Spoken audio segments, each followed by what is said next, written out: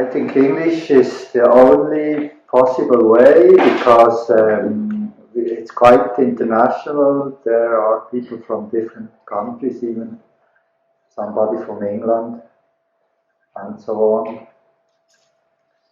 Yeah, it's not easy. For me, of course, in German it would be easier. I could talk very freely. My English also not perfect, and sometimes you don't know some kind of special words which you need. The best would be Swiss German, of course. I remember the time when I started in Bern, when just Swiss people came and I could give the classes in Swiss German. It was also quite cool. Then suddenly there were more people coming from different cities from Switzerland, and many of them were foreigners, and the foreigners in Switzerland, they learn German, German, and then I started to speak German, not Swiss German anymore, and then suddenly there were also quite often people from the French part of Switzerland, from the Italian part of Switzerland, and then people from all over Europe, even from Moscow, from St. Petersburg, coming to Bern only for a weekend. People from England, Norway, Portugal. Of course, I liked it. It was good to know that that people start to be attracted from falling down and from getting strange feelings and so on. And now we decided in Bern to make it English because again there are quite some people who don't speak German, maybe half even of people who are here. Yeah, and in Oberburg, when we will start, I think also there might be a chance that it will be only German, when only some German people will come, but mostly I believe after some time there will be also people from different countries and it will be in English. Yeah. Okay, I hope you understand me. I said it yesterday. Of course, many things which I say not so important. The talking not the most important aspect of yoga. My teacher also didn't talk very much. He explained me some things with words, but most of the other things I learned by practice. And this is also what we try to do in workshops like this. We practice together and the feelings should start to talk to you. But still, sometimes even some stories which I tell, they can be helpful, I think, for other people. When you begin to walk on such a path, you start to have new experience and sometimes some fears come up, whether you really should go on or whether you should stop. And of course, when they hear that other people have had a quite adventurous life because of yoga, and that some strange things can happen and so on, then it gives them like assurance. Yeah, that they will be more sure that they can continue or should continue.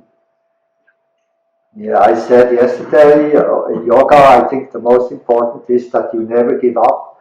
Even if you made mistakes, you will learn from the mistakes, and like everybody makes mistakes, and especially in such a field, like esoteric field or spiritual field, there are so many traps and dangers and new dangers which normal people don't even know. And there is no other way than just to go on and not be afraid and try to go. Yeah. I said yesterday, you should always believe that you will win this fight. It's also like kind of a fight. We we can consider us to be like spiritual warriors. We fight against evil inside of us and some things which we want to remove. And we need to be quite strong. And there must be a great faith, I think, in what you do. And the rest comes, from not giving up. Okay, we start again. All that you must do, I repeat it all the time, you must practice carefully with concentration. This does not mean that you should do it only very light, like almost not push out when we do Udarabandha, this K block of the abdomen, because you would be afraid to fall. You should do it as much as you can. This is Hatha Yoga, always to try to give as much pressure as possible, but of course with care, you always should feel how much can you push in practice. This is like something which you can apply to any other thing in life. If you push too much, you will always have accident, whatever you do. And in yoga also, you can easily damage the body by doing wrong practice, but also by doing too much practice. In the Hatha Pradipika, it's written that one of the main obstacles in Hatha is over-exertion, like that when you overdo, practice too much. This is mostly in the beginning when people start to feel that some feelings are coming and they suddenly understand these feelings are what I want. These feelings will open me the real yoga and they will bring me to samadhi and such dreams. And then you start to push, of course, and then suddenly accidents start to happen. It was for me the same. I had quite many throwbacks, you can say. I pushed very much in sometimes. I never believed that I would do 42 years of yoga and still not be like my guru, who was, of course, much more advanced than me. When I was reading in some books that to have success in some kind of practice, I always thought success is equal to samadhi. And in the Shiva Samhita it was written 6 months, and then I started practice and push, and I thought that 6 months absolutely too much. I would do it maybe 6 weeks, or better 6 days. When I read in the Hatha Pradipika that the yogi should find himself a place where he can practice in isolation, all alone, and where he has access to food and so on, then he should stay there and do the practice for 12 years, that such a yogi would have success. And I thought 12 years, it was this time in the early 80s, it was absolutely unbelievable number for me. I thought 12 years, fuck, I don't want to spend 12 years just doing the same thing all over again. And then you start, and suddenly then 1 year passed, 2 years passed, 3 years, and so on. And I think I practiced like this about almost 25 years. And then suddenly teaching came and all this, and it was like a new part of the same sadhana. With you start again, like a beginner as a teacher, and so on. And I believe, as I said yesterday, all this will go slowly, steadily, but as long as you feel that you advance, you should never stop. Yeah. You feel it and you experience it in different ways. I think for a real yogi, only death can stop you. The real yogi, he will not even when some heavy things happen, he will not stop and just try to continue in the best way.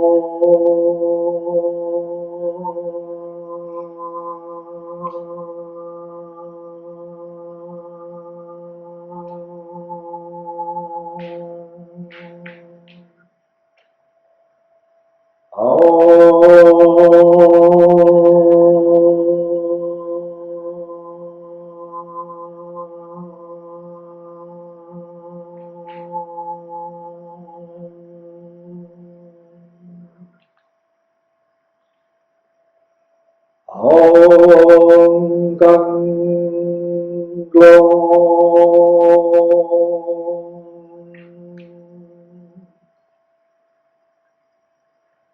Om Shri Ganeshaya Namah. Om Shri Mahaganapataya Namah.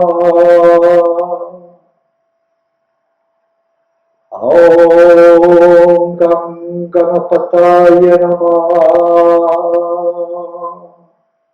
Om Shri Vinayakaya Namah.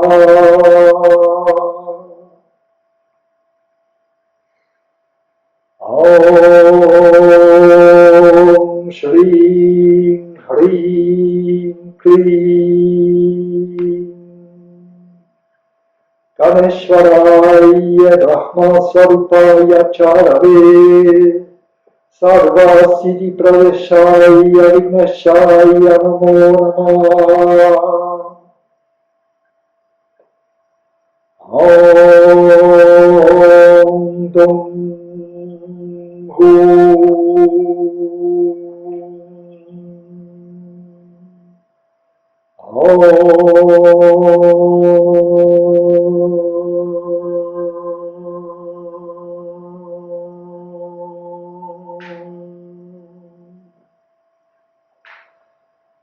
Trayambakam yajamahe sugandhim pushtivartanam urvarukam nilabandanam mrityor mukshiyamamritat.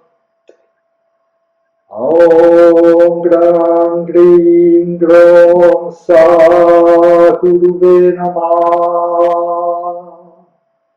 Om Gram Grim Grom Sa Shukraya Namah.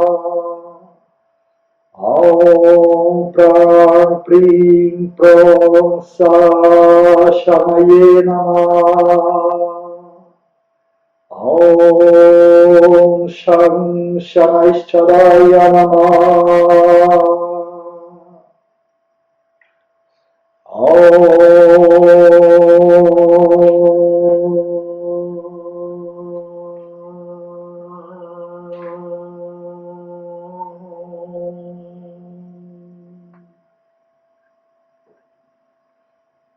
Katkam Chakragadeshu Chataparigam Chulam Dushundim Shira Shankam Sandadatim Karairtinayanam Sarvangabhusharitam Nilashmadutim Azatadashakam Sede Mahakalikam Yamastautsvapite Haro Kamalajo Hantum Marunkai Om Hasaka Prem.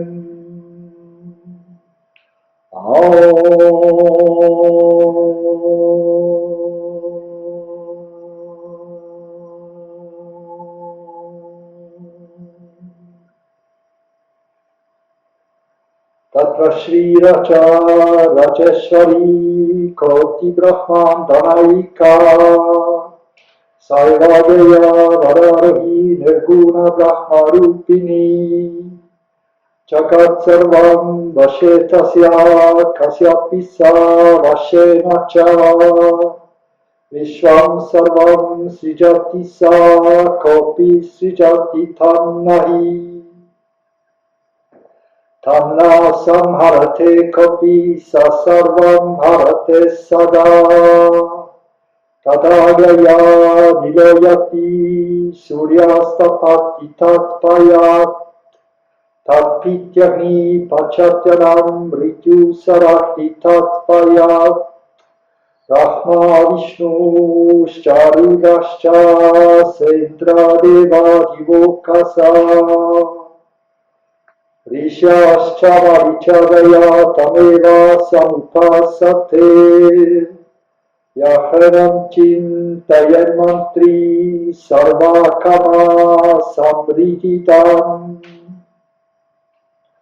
Tasya haste sadaivasti sarvasitirna samshaya Vahne shakyam chalastambham kartistambham vivasvata Divaratram tasya mrityur nakartum bhavati kshama Saiva kali Chinnamasta Dhyanalaritambika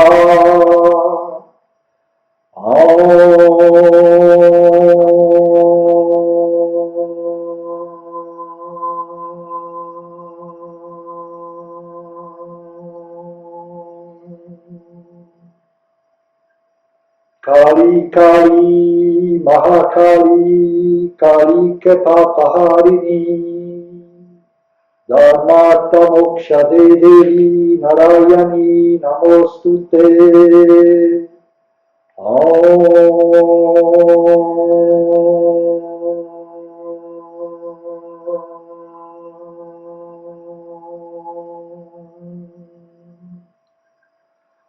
Kailahrim Hasakalahrim Sakala Hring Shri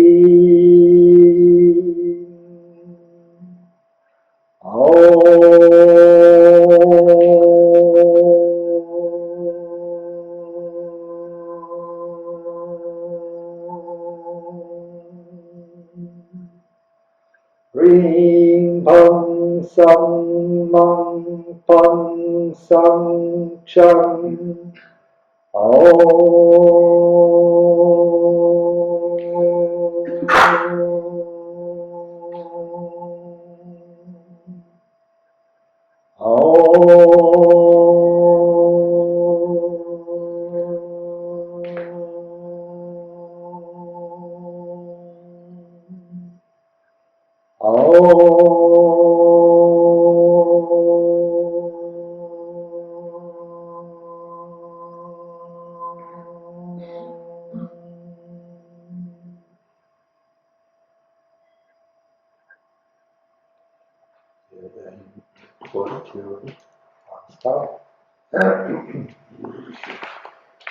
Yeah, we stand straight with the feet together. Concentrate on the center of your throat, on this part in which you find the thyroid gland, this Schilddrüse. Then you pull the chin back, you move the chin back to create like a tension in the throat. Walk back to the chest bone. You stand like this, concentrating on the throat, and we inhale, then exhale, inhale, exhale, inhale. We do 25 times, Pastrika.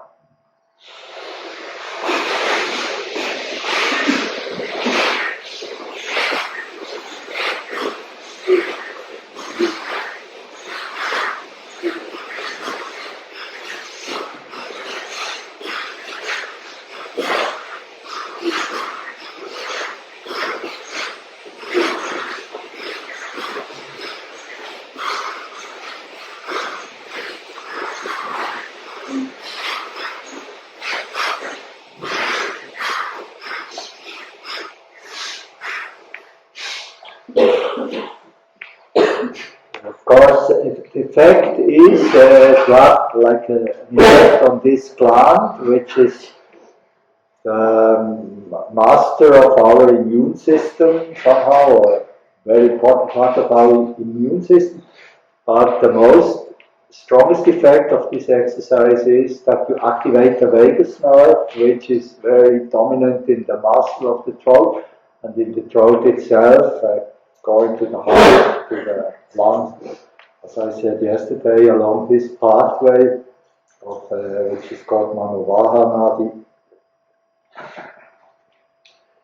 we inhale very deeply, hold the breath, and do Mula Bandha by contracting a-hole, as the English said, the anus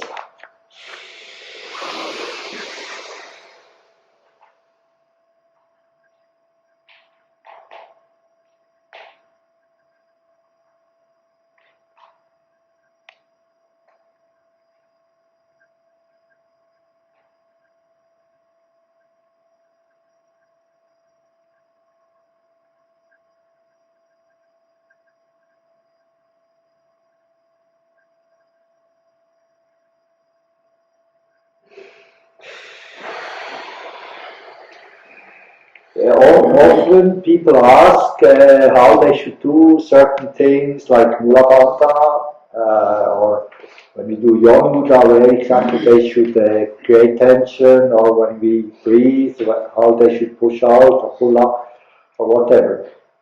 In Hatha, you should do everything spontaneously, like a child. Yeah, when you tell a child, try to close your anus as much as you can, try to contract as much as you can, the child will do it in its own way, and it will be right. And when you tell children to inhale and press the stomach out, the abdomen forward, or to exhale and try to move it back and up, they will also maybe not do it perfectly, but they will do it as strongly as possible and as much as they can do it. And this is exactly how you should practice. You should never use your head. When you do some physical movement, you should just let the body do it. Inhale deeply. Even all of us inhale in a little bit different way, I think. So everybody just as deeply as you can, and then you do exercises and do it spontaneously without thinking. When you do Mula Bandha, of course, do it with us and not with the head, because you will, like this, you will start to understand how the body works. The body works different than the mind in many places, and you want to do it like an animal. Somehow we try to awaken the animal consciousness in the body, like this, create instincts and intuitions which human beings have lost. We inhale one more time and do Mula Bandha.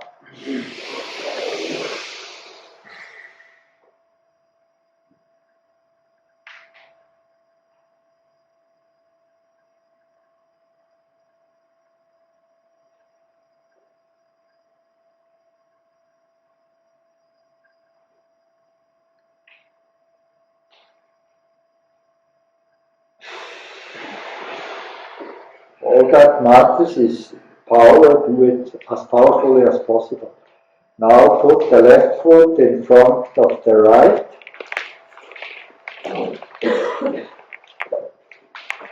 And we inhale again and do Mula Bandha.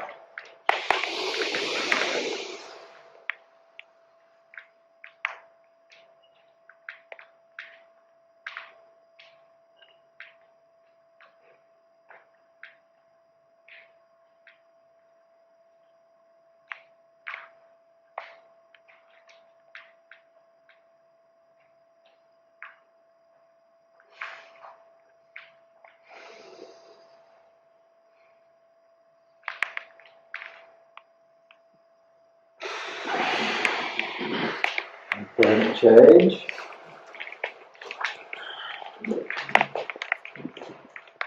And again, inhale and Mula Bandha.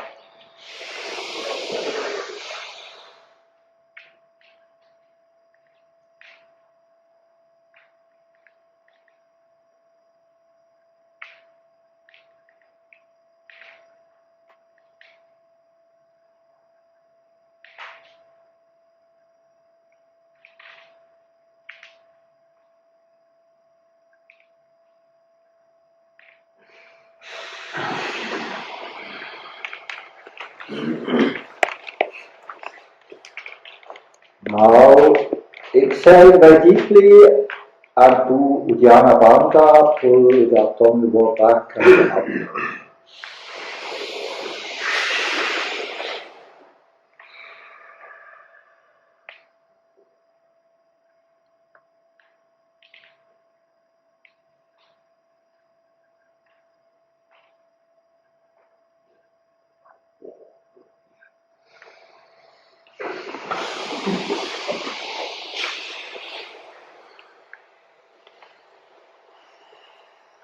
And one more time.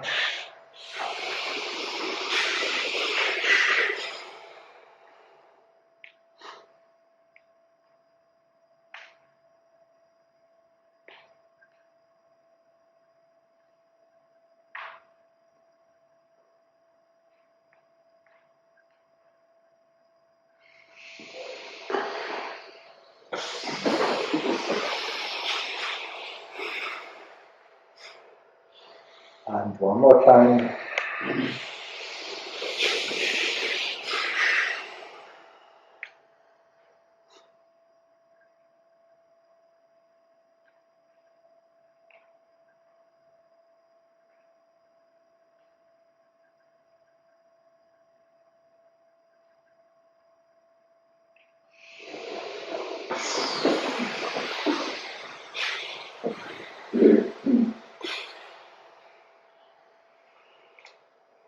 Now inhale again, as deeply as possible, hold the breath and first push the abdominal wall out, forward as much as you can. Hold it as long as possible, then exhale and Uddiyana Bandha again, this Kachari exercise.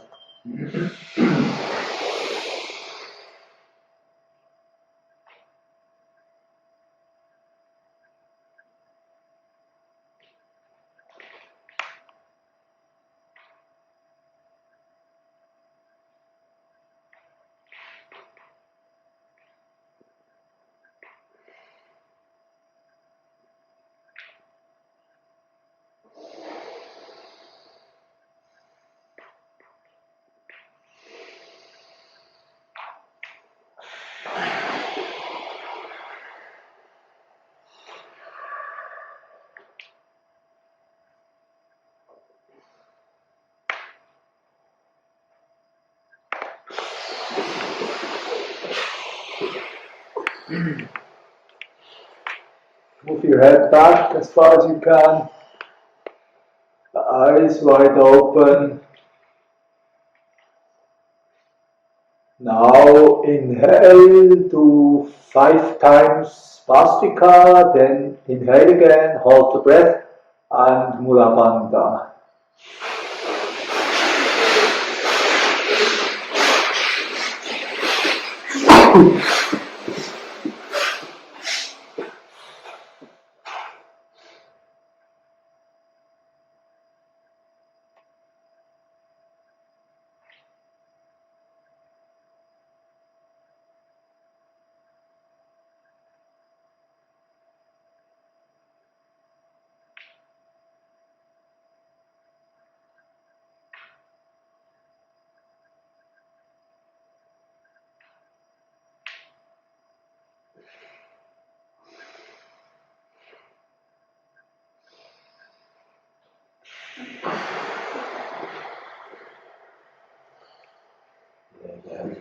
Again, normal position, we inhale again and do Achagari.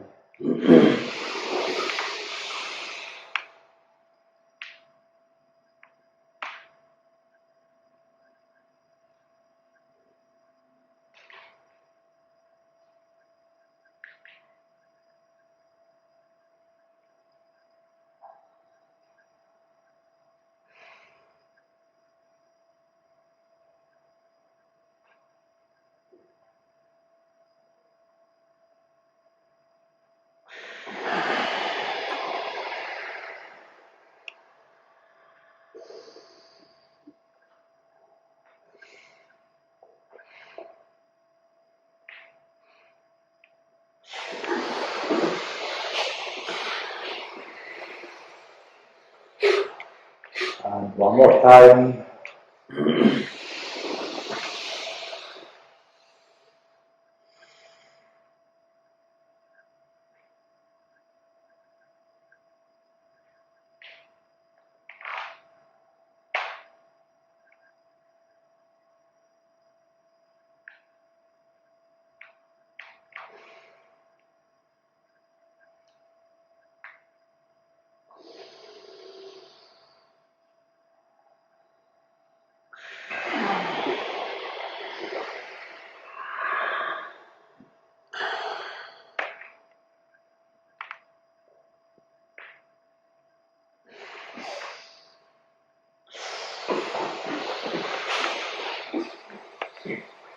Now inhale with Kachari Mudra through the lips and do Achagari again.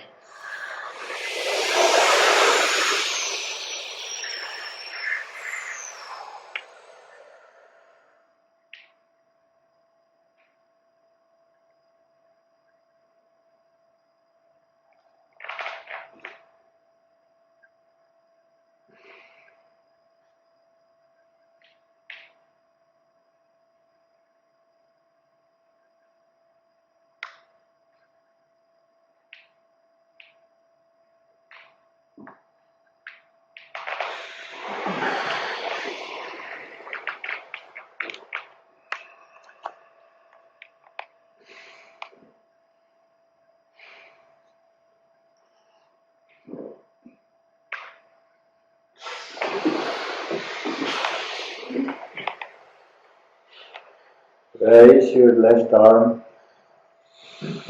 right arm sideways to the right.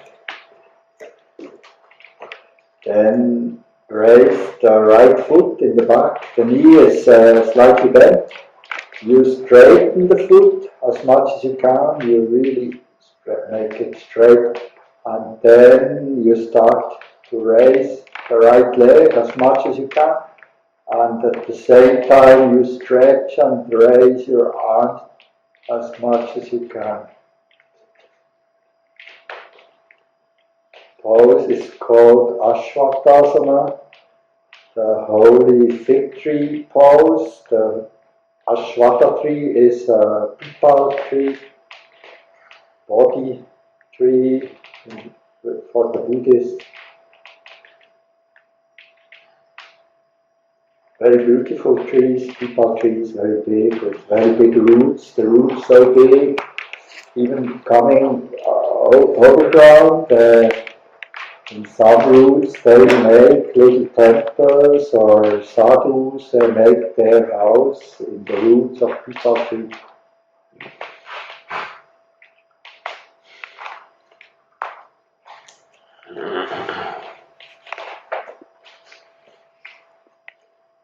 We inhale again, do a Kachari.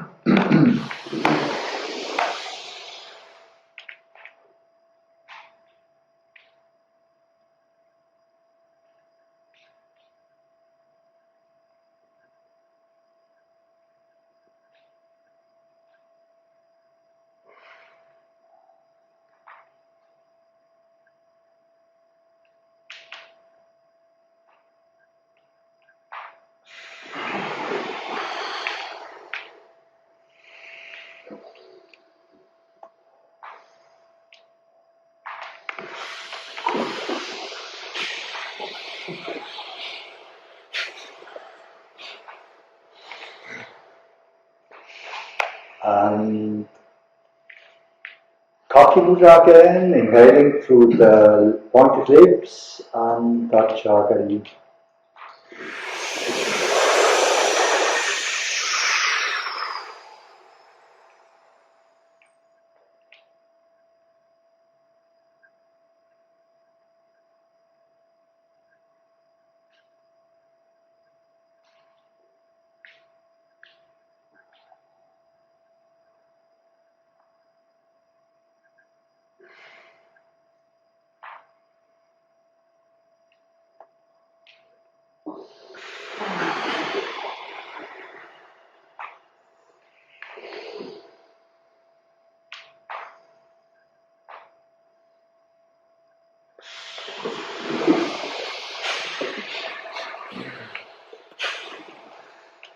Now put the right arm straight up, the left arm sideways. Then raise the left foot, straighten it so that it becomes very tight. And then you start to raise the left leg and equally raise and stretch your arms.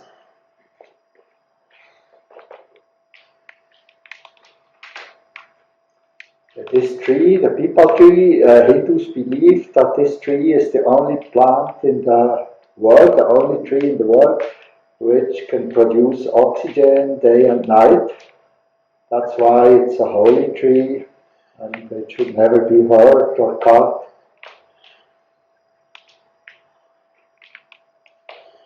Yeah. It's equal to the cow, an animal which produces a liquid which is which contains the highest amount of prana. It's life power inside of the milk.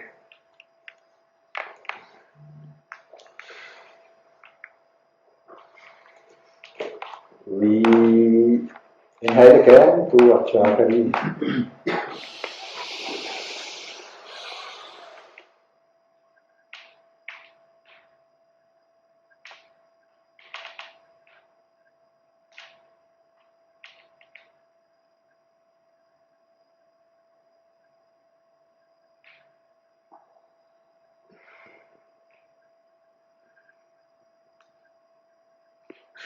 And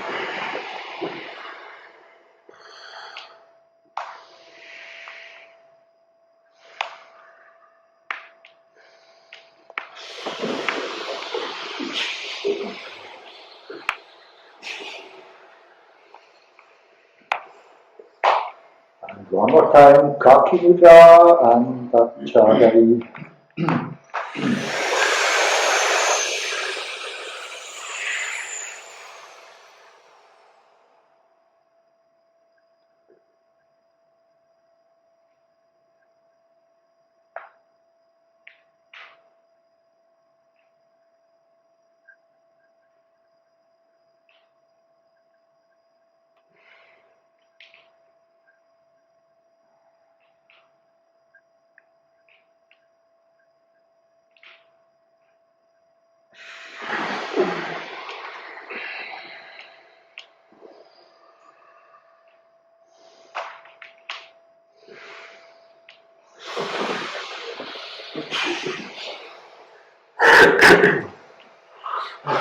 Spread both arms, then raise your right leg again, straighten it completely, the knee, the foot, everything should be straight, and then go forward and try to bring the trunk and the leg on a straight line, raise your head, look nicely forward.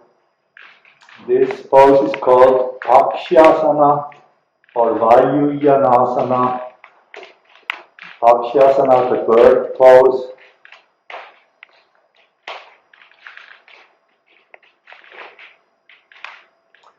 Now, in this pose, we inhale very deeply and try to raise our arms as much as we can.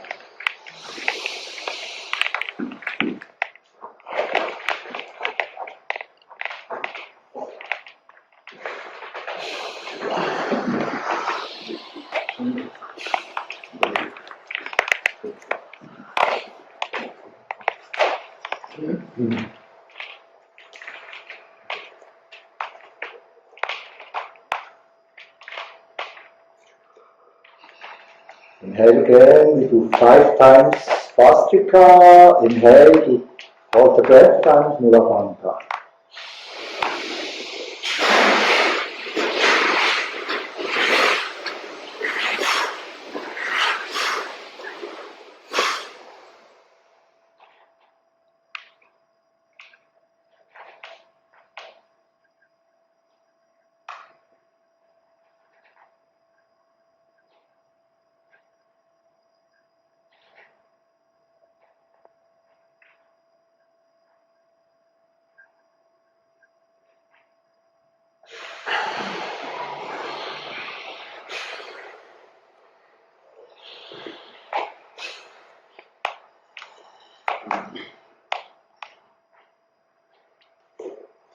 Inhale with Kachari Mudra again and Kachari.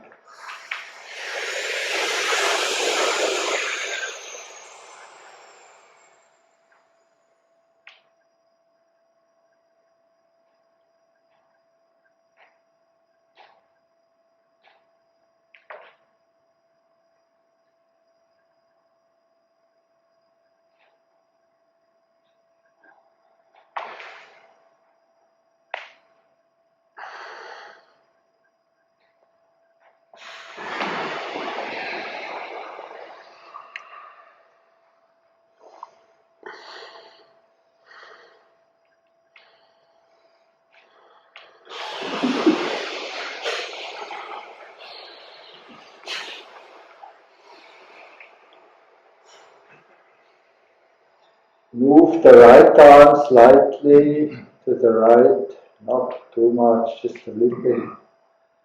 And again, inhale with Kachari Mudra and do a Kachari.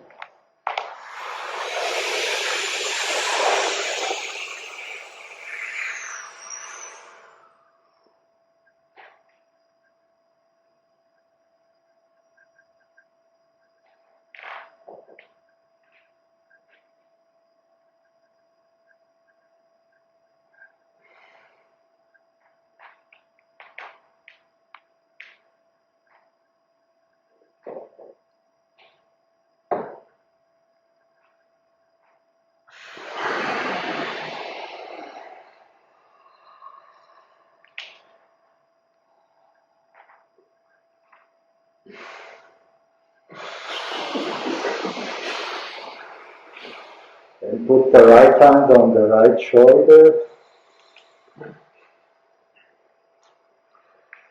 And again, Kachari Mudra, Kachari.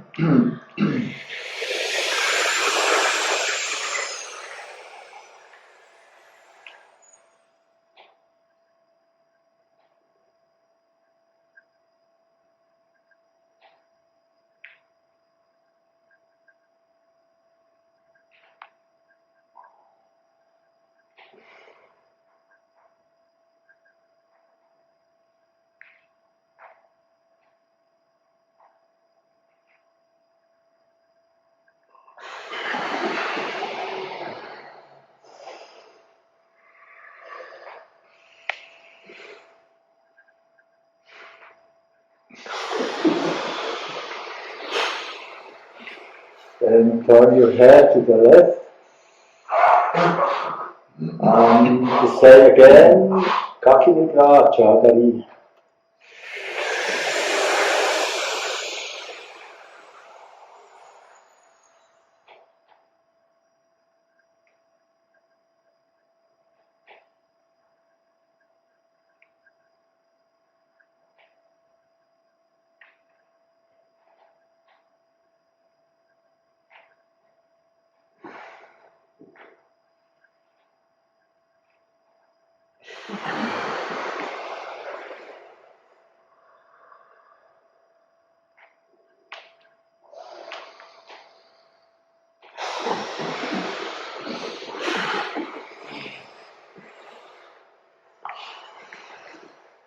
Then we do Shashasana one more time. This time you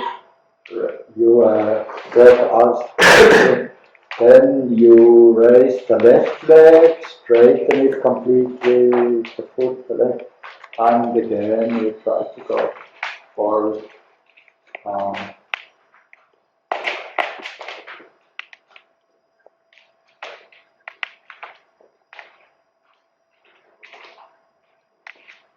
And again, we inhale and try to raise the arms as much as we can.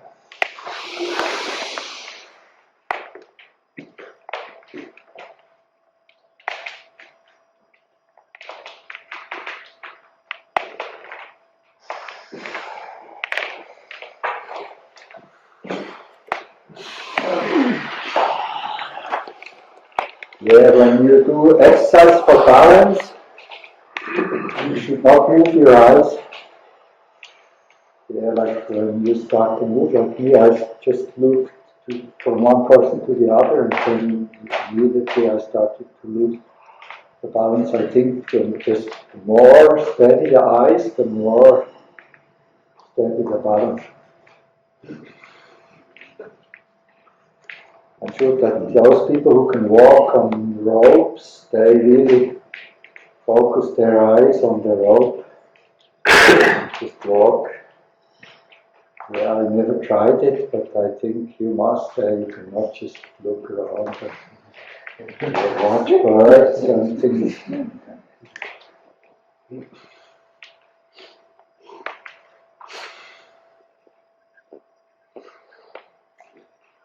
Inhale with by nose again. Do 5 times Swastika and Mula Bandha.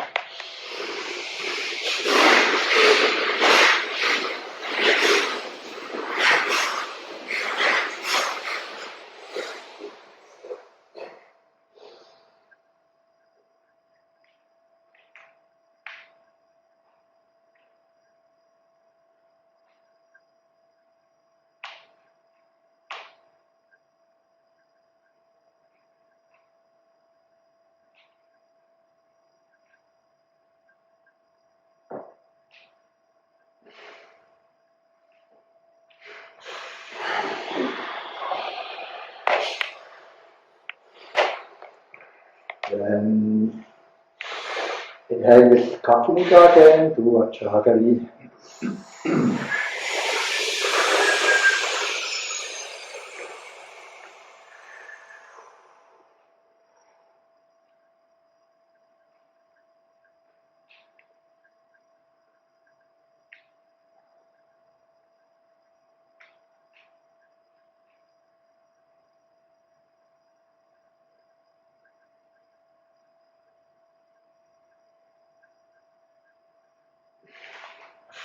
Now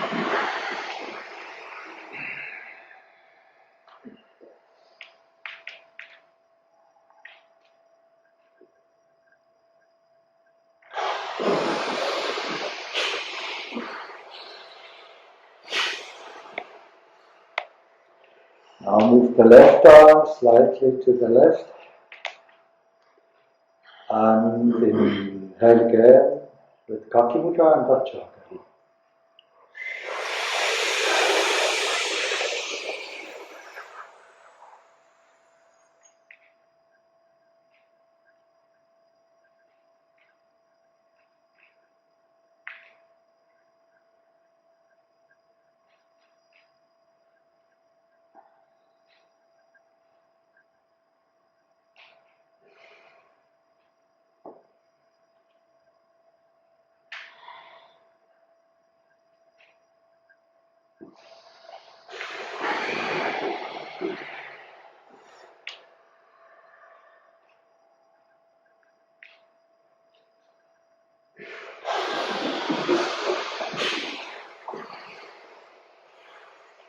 Put the left hand on the left shoulder. As I said, the shoulder is a marma. The neck and shoulders make one marma. By touching here, these bones quite sensitive, especially this collar bone is a very sensitive bone. Can easily break in children's bodies, and it is a very strong pathway of energy which comes from the chest to the arms. According to yoga, the arms they are connected to the Swadhisthana chakra, and there are channels, of course, which start to go down deep into the body. We inhale again with Kachari Mudra to Kachari.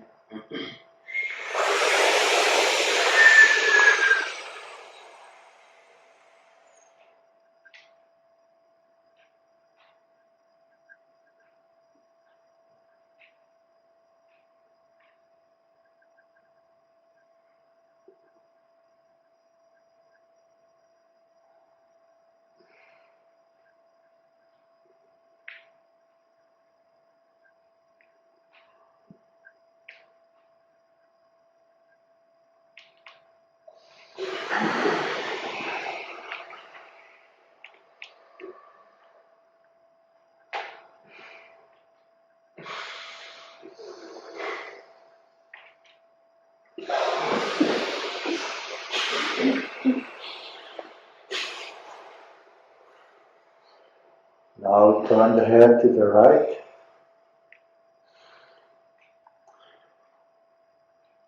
Inhale again with Kachari Mudra and do Kachari.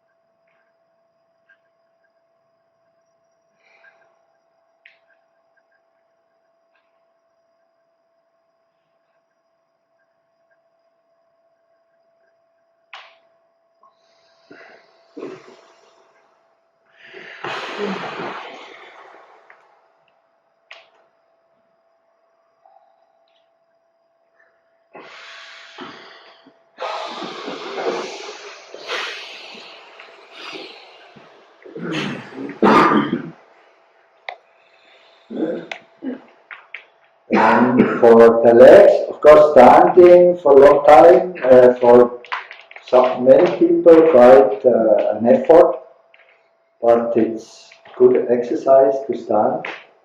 It creates better concentration on physical things, especially on the lower parts of the body. Yogis say that many attributes which make a warrior, they come from down, the courage, the physical power and so on. They originate in the bottom of our body.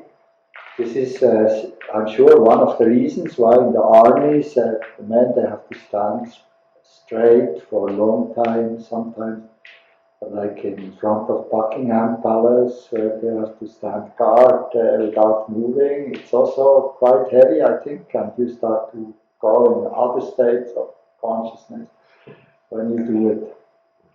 Yeah, I often said that it's a pity that in the armies they have not a good lifestyle, of course. They eat strange food, a lot of meat and so on, and drink alcohol, smoke, but basically some things which are done in armies could create very good people, of course. But in the army, of course, you should become a killer and not a peaceful man. So they destroy the good effects of exercises. But discipline, for instance, when you stand straight for a long time, you start to become a more disciplined person. Okay, we do an exercise for the legs, which can relieve long standing, the tired, feeling of tiredness. You put the right hand on the right hip, the thumb in front, the fingers in the back. Then you raise the right foot. You hold the big toe of the right foot with the left hand. And then you straighten the left leg, the right leg, and stand as straight as possible.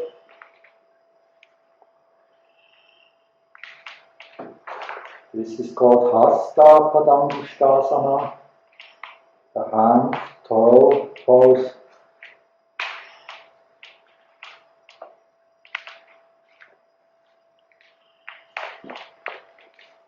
It's very good for the spine, for nerves in the spine, especially sciatica nerve, this nerve which goes into the legs from the lower part of the spine. We do the same on the other side. You put the left hand on the left hip, the thumb in front, fingers in the back. This creates like a special, some kind of special contraction in the muscles of the arm. Then you raise the left foot, you hold the big toe with the right hand, and then again straighten.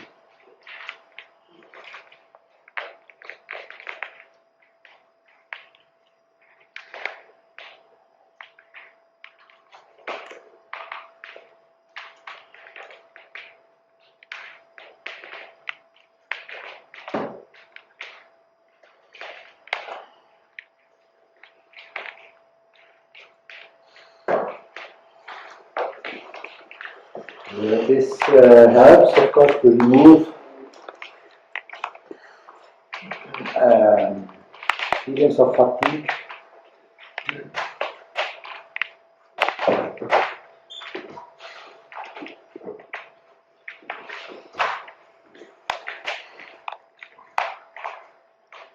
Now inhale normally by nose and do a Kachari again.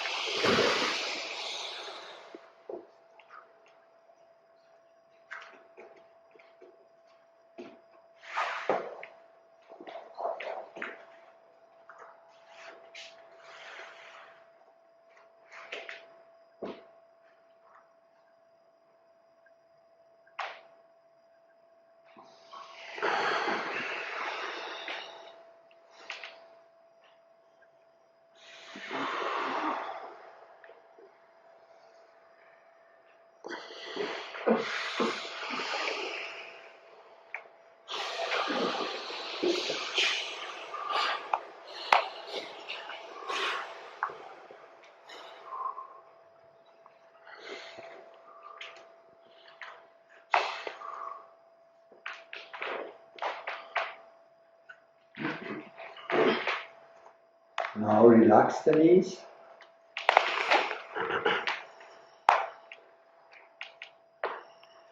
We inhale with Ujjayi, Kumbhaka. You produce a sound in the back of your nose, whining sound, and then do Kachari again.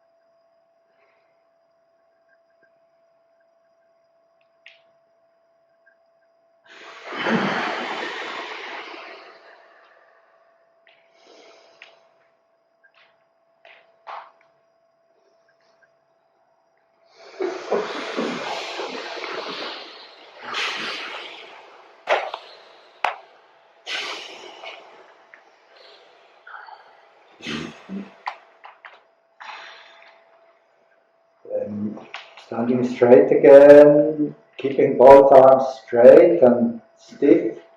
We inhale, hold the breath, then move the left arm up, shoulder and arm up as much as you can.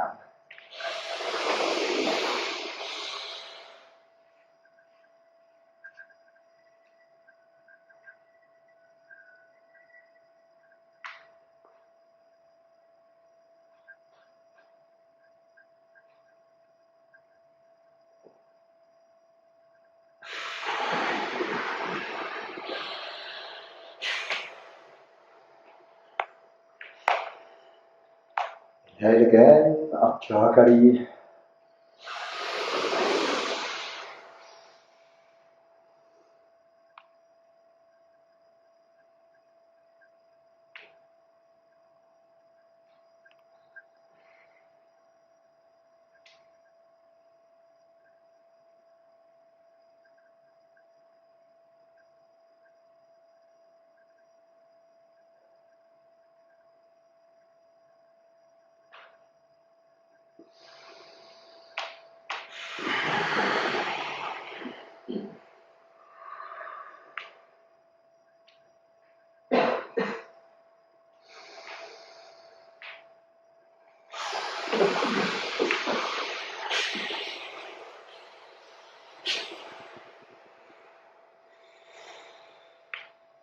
Now exhale very deeply and hold the breath. This is called Paryakumbhaka. When you inhale and hold the breath, it's called Untitled, the inner retention of breath. When you exhale and hold the breath, it's called Paryakumbhaka, the outer holding of breath. So we exhale, do Kumbhaka, hold the breath, and then move the left shoulder up again the same way. Then when you inhale, you relax.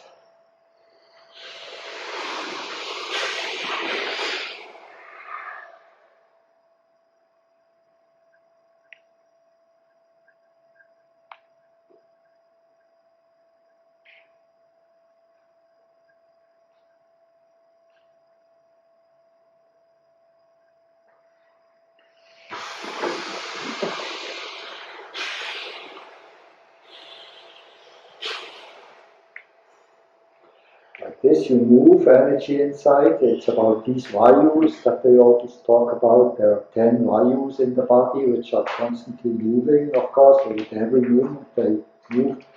And you, in Hatha, you try to unite them with prana. All these 9 vayus must be completely united with prana, especially the dangerous ones, which are mostly in the abdomen, which can create diseases and mental problems and such things. You try to unite them with prana, and then this neutralizes them. They become less dangerous, of course, and harmony starts to arise in the body. We inhale again to a Kachari.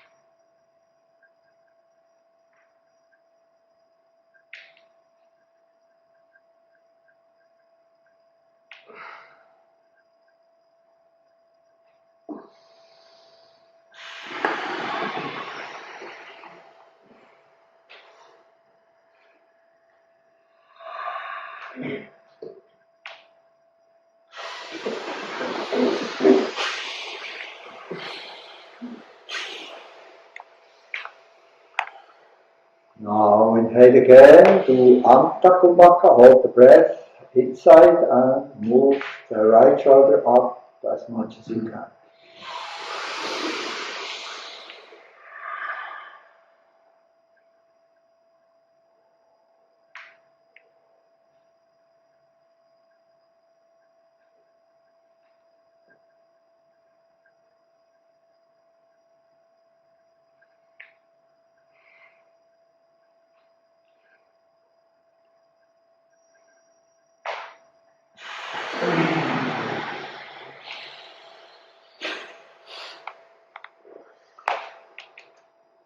Kachari again.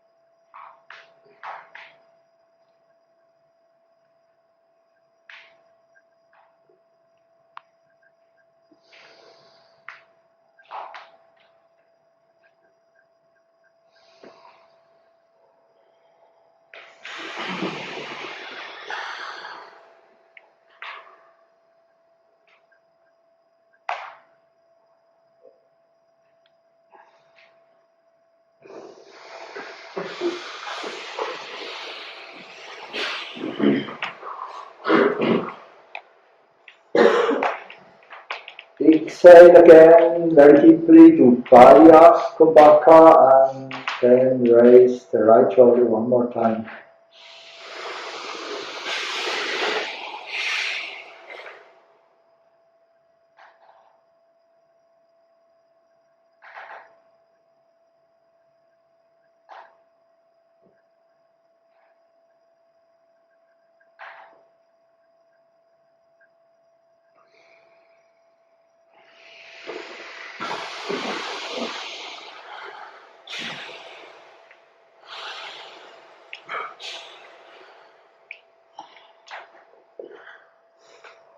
Kachari again.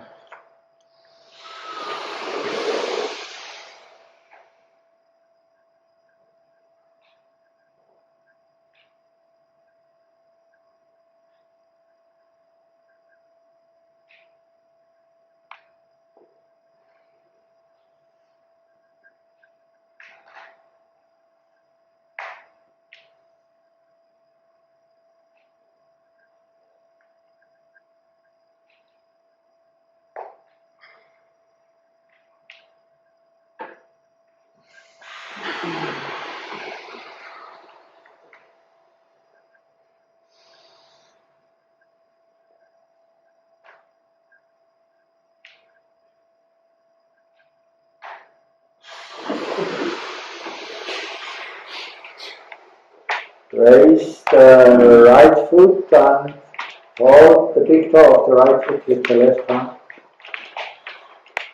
The right arm straight up. We do a variation of Ashwatasana.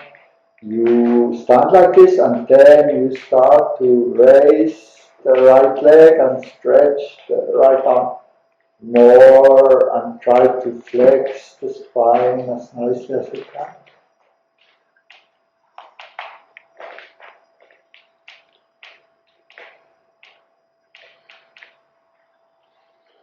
It's also good for standing positions when you become tired. When you get tired.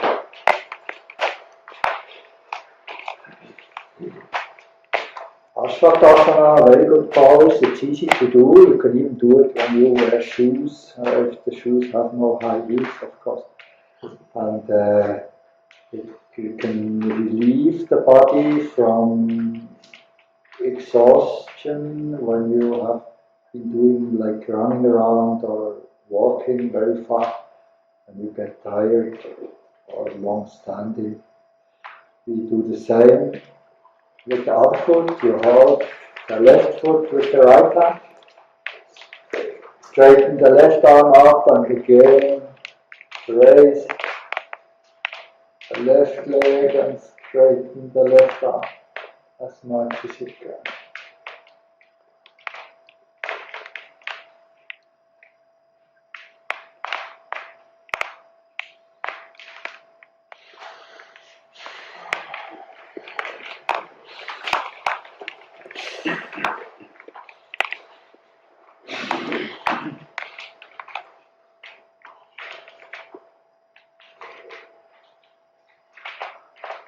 Inhale again, 5 times Svastika and Mudra.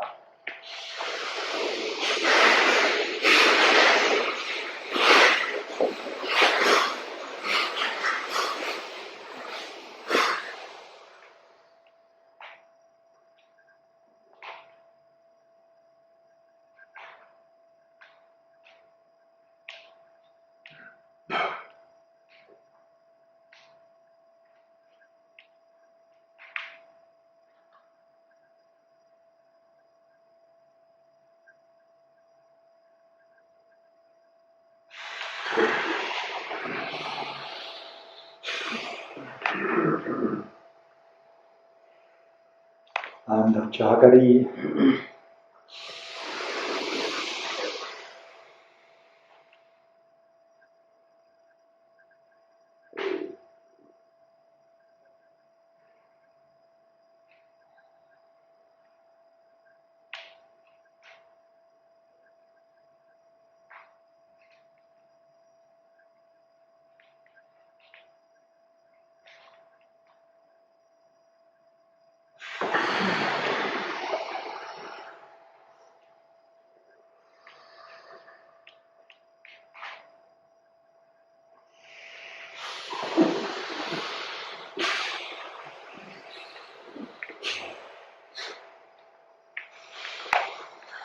Now, by pulling the edges of your mouth sideways down, you try to contract the platysma. It's a muscle which goes under the chin to the chest. It's a so-called skin muscle. There are not many in the body. The skin basically is the muscle. You can contract it very strongly, and all these ligaments start to become really hard. You try to hold this, then we inhale and do 16 times Bhastrika.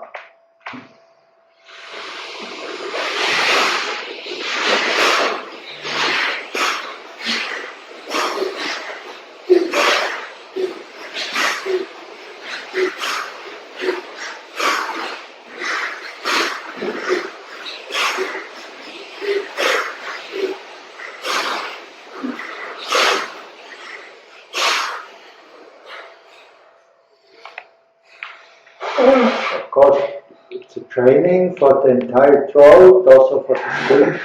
When you get older, the skin of the throat will not become too wrinkled. Yeah, you see this in people who make facelifting, that mostly when the face is very straight, the throat is still very wrinkled, and it looks horrible.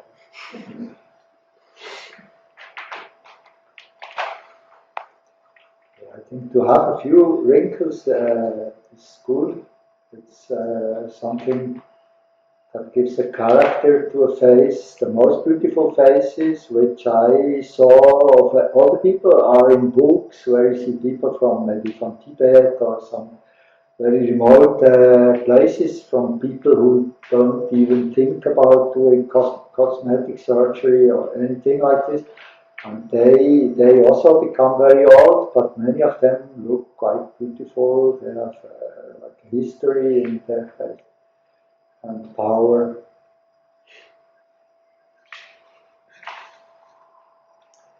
We inhale again to Kachari.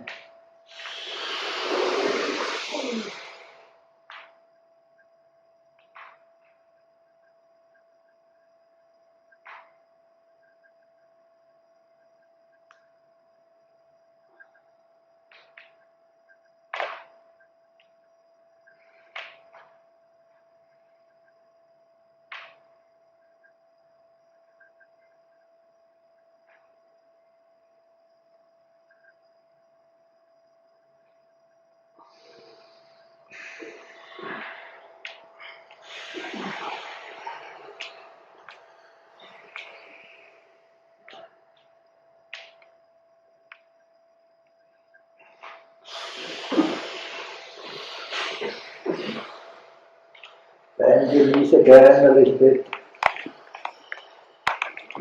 and tighten this muscle again, and we inhale again, do 16 times Bhastrika one more time.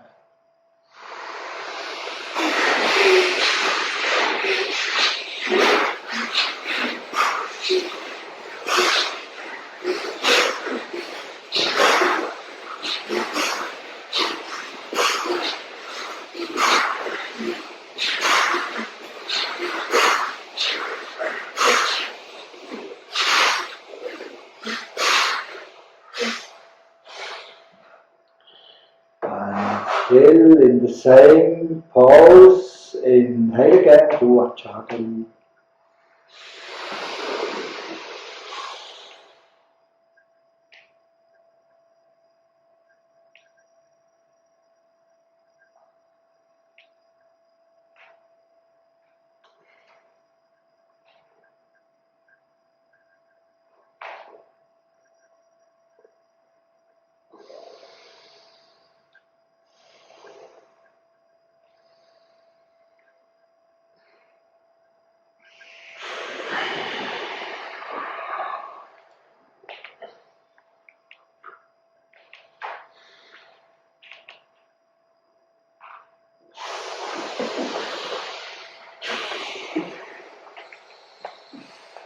Then stand straight again, stiffen the arms one more time.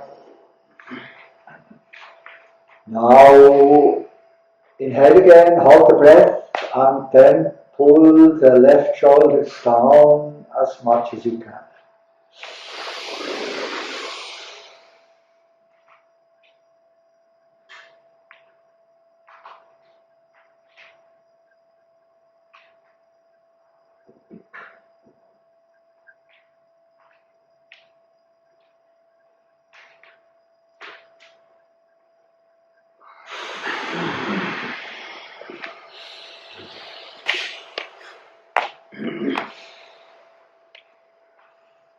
Kachari again.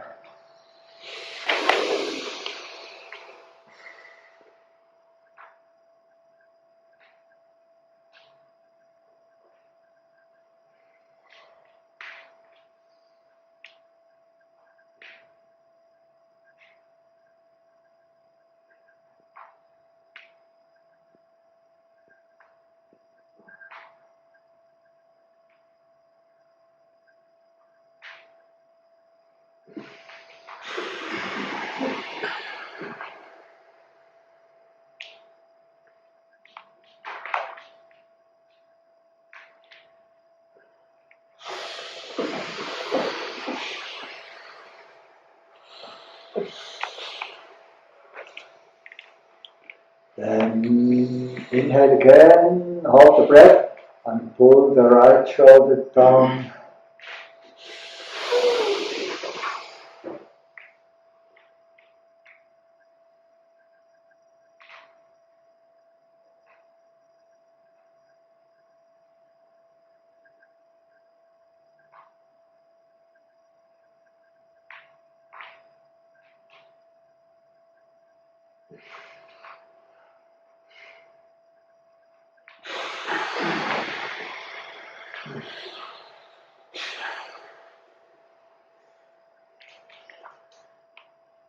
Kachari.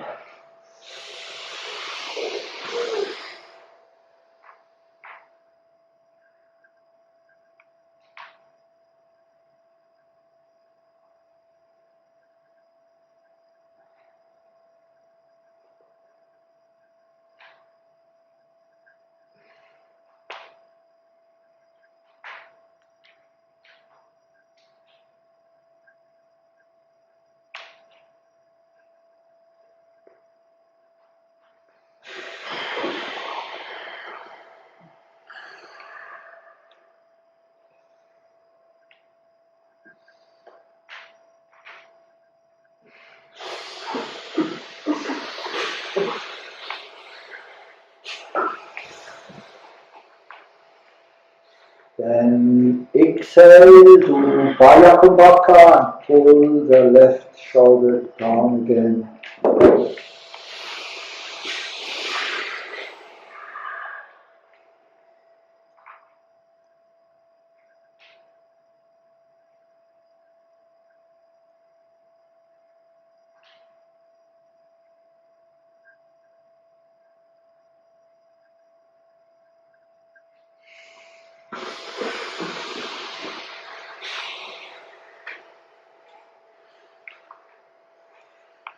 And Kachari.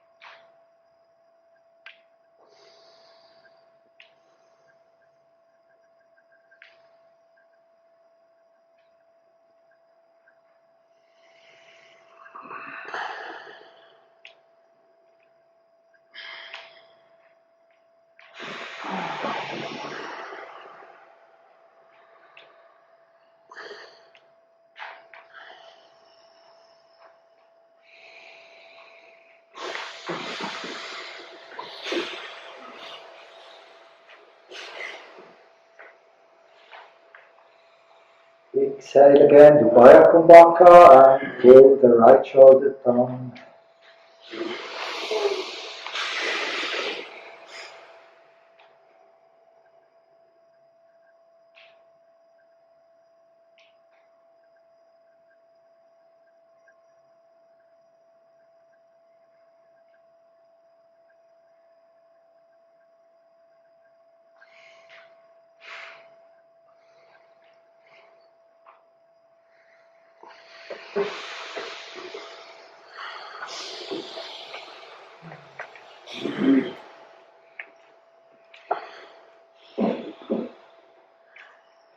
And Kachari.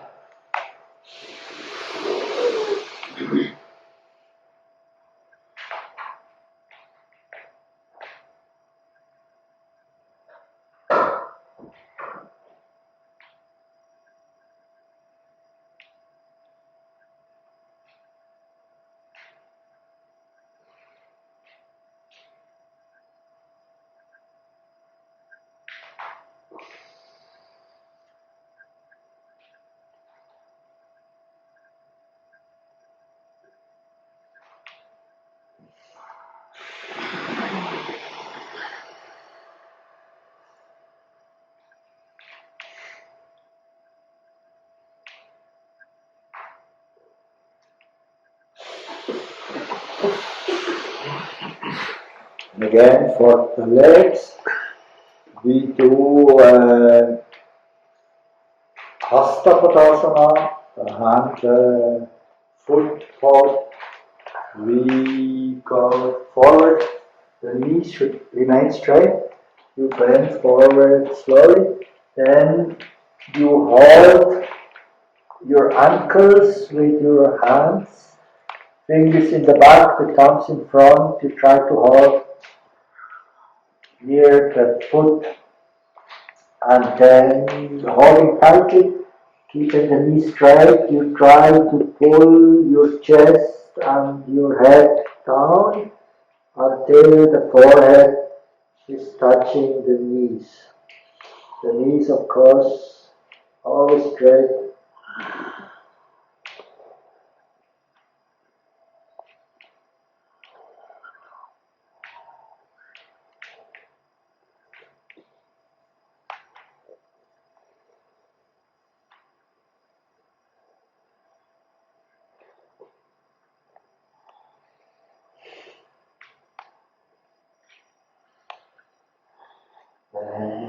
Come up again.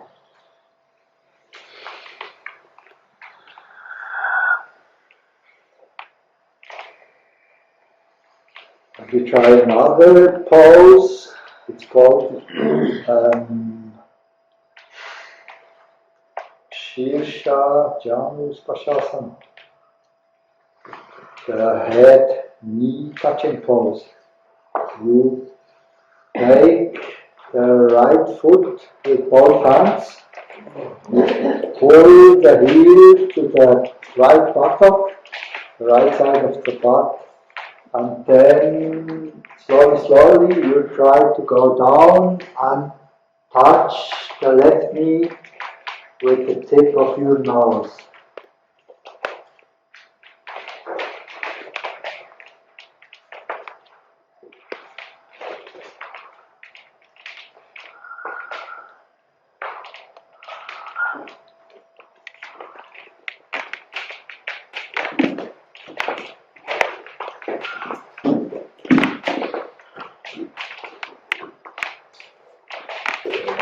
Slowly,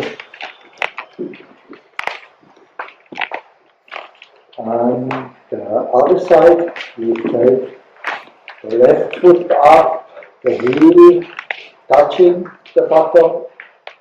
It's very good for the knees. Both knees are trained by doing this pose.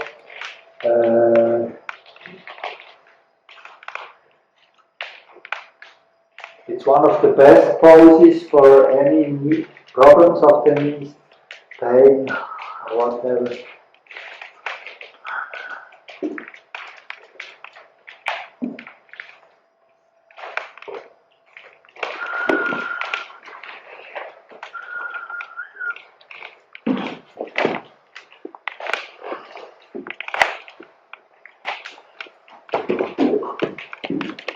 This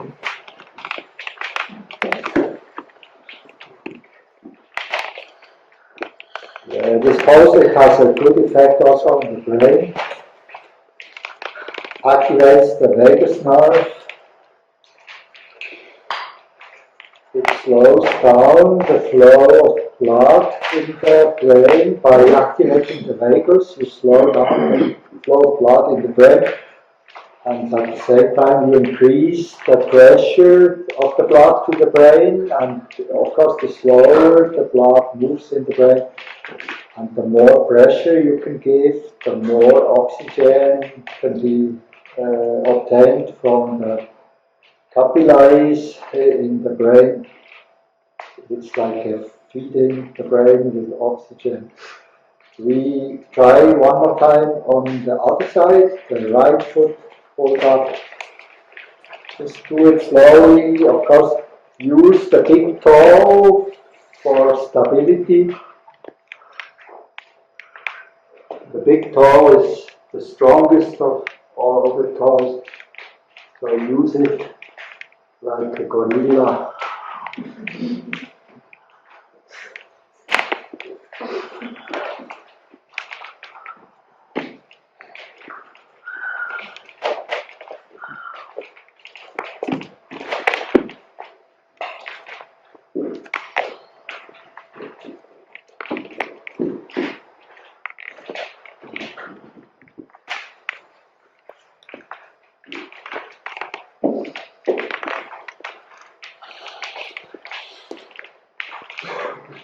Standing like completely straight. Not really. You, of course, you try to keep the balance. Both knees, the knee which is standing, it can be moved, of course. You can use it. You can try to get closer to the nose with the knee. It will not make it easier. It's this movement in the knee which is very healthy for the knee. Like this lubrication of the knee, it becomes very strong. When you do something like this, the moves of the knee not very strong, so there is no danger of accident, but they're strong enough, of course, to make the liquids in the knee go nicely to all parts.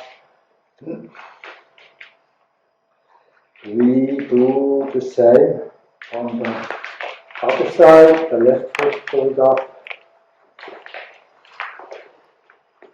And then again.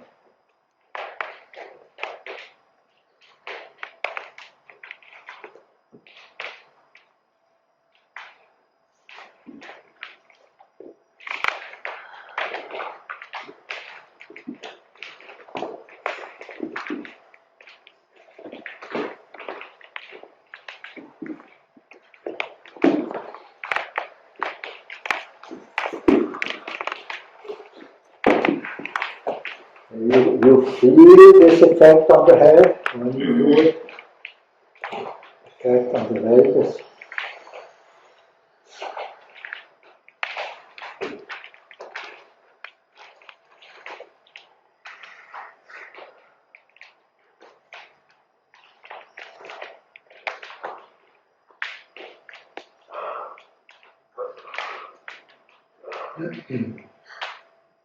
Now we start again with the shoulders. We inhale with Ujjayi and do Achakari.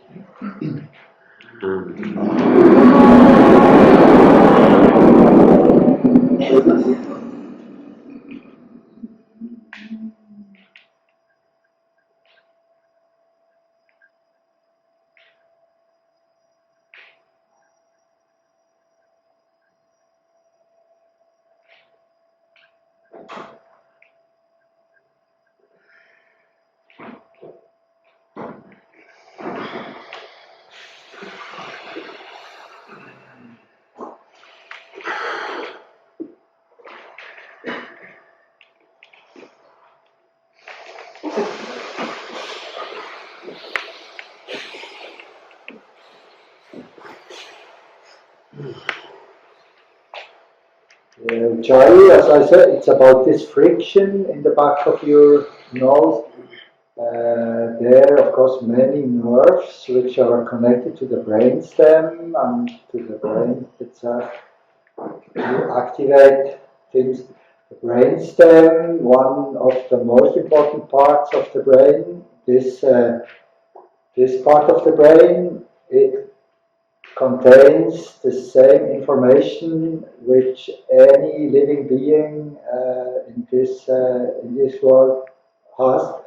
Even insects, they have brain stems, wasps or bees or flies or whatever.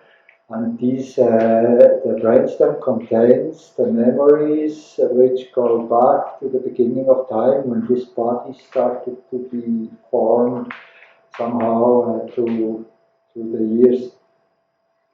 So by using such poses, activating these parts, of course, you start to increase the memory very much. We breathe from the mouth or from the nose? The sound. No, but we breathe from the mouth or from the nose? From the nose. I open the mouth a little bit, and then it's like the breath is touching in the back of your nose, right above this, where the air comes into the throat. Yeah, do it as nicely as possible. We stiffen the arms again, then inhale very deeply, hold the breath, pull the left shoulder up and the right shoulder down at the same time. Then exhale and relax.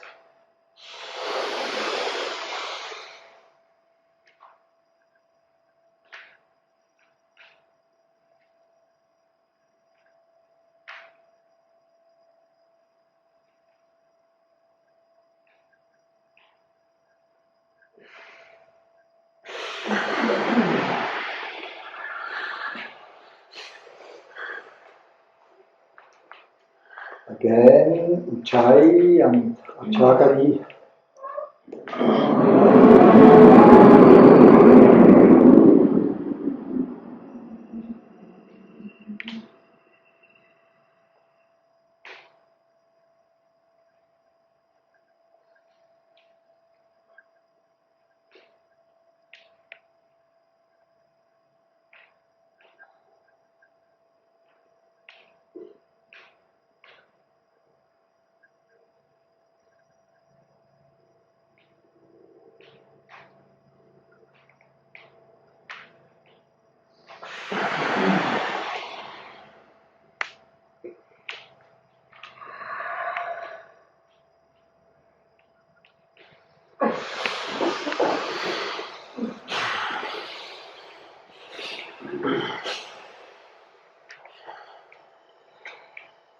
Inhale again, do Kumbhaka, then pull the right shoulder up and the left shoulder down.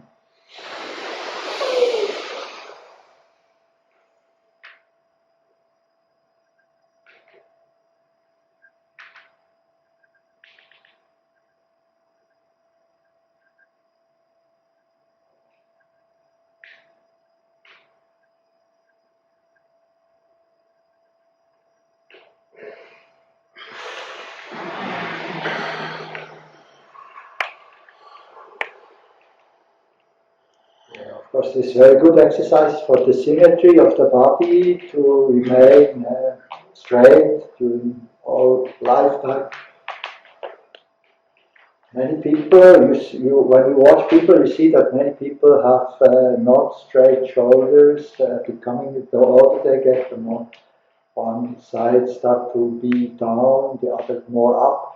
Because this has an effect on the spine, then the spine starts to be bent, and then the hips start to be bent, and so on. And then by walking and moving, they start to abuse the bones, and problems start to come. We inhale again, we Ujjayi to Achakari.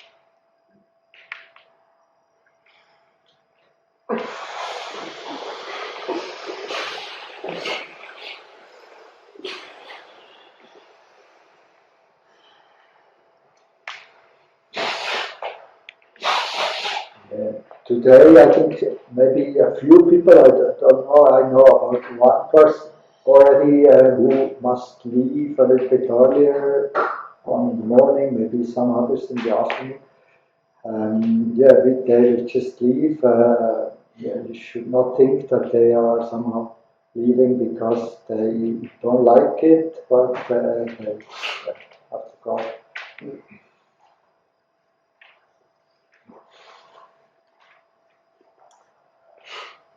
We inhale again, exhale again to Baya Kumbhaka.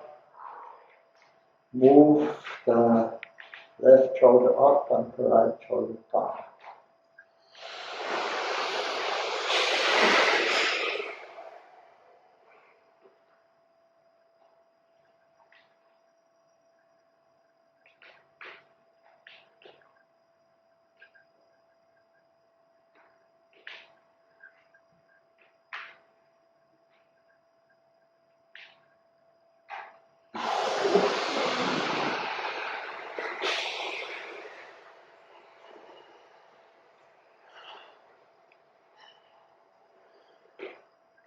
Ujjayi and Achakari again.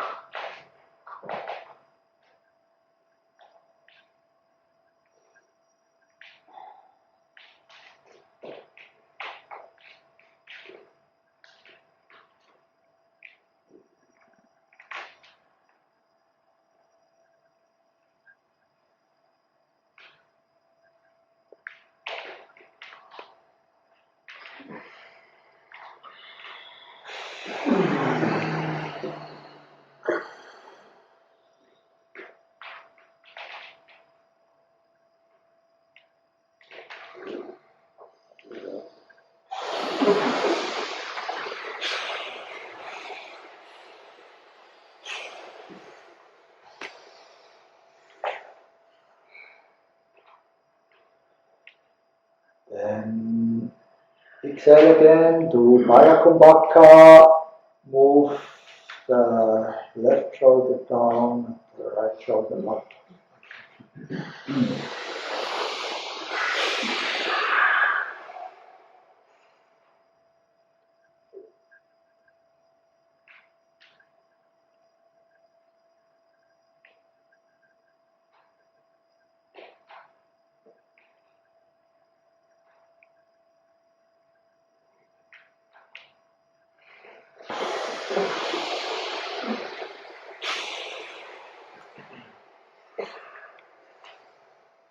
Now inhale with Kachari Mudra to the lips and to Achakari.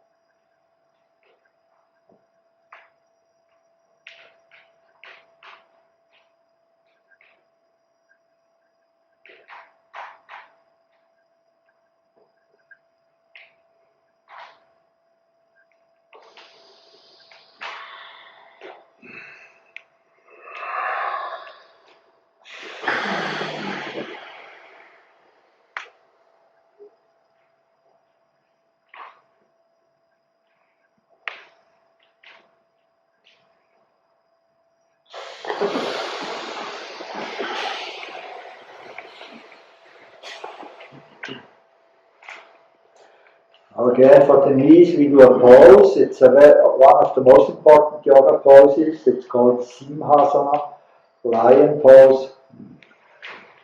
The most important poses in yoga, they are all mentioned in the Yoga Shastra, in Vedanta Samhita, Shiva Samhita, Hatha Prakritika, and then some of the very most important also in the Yoga Upanishad.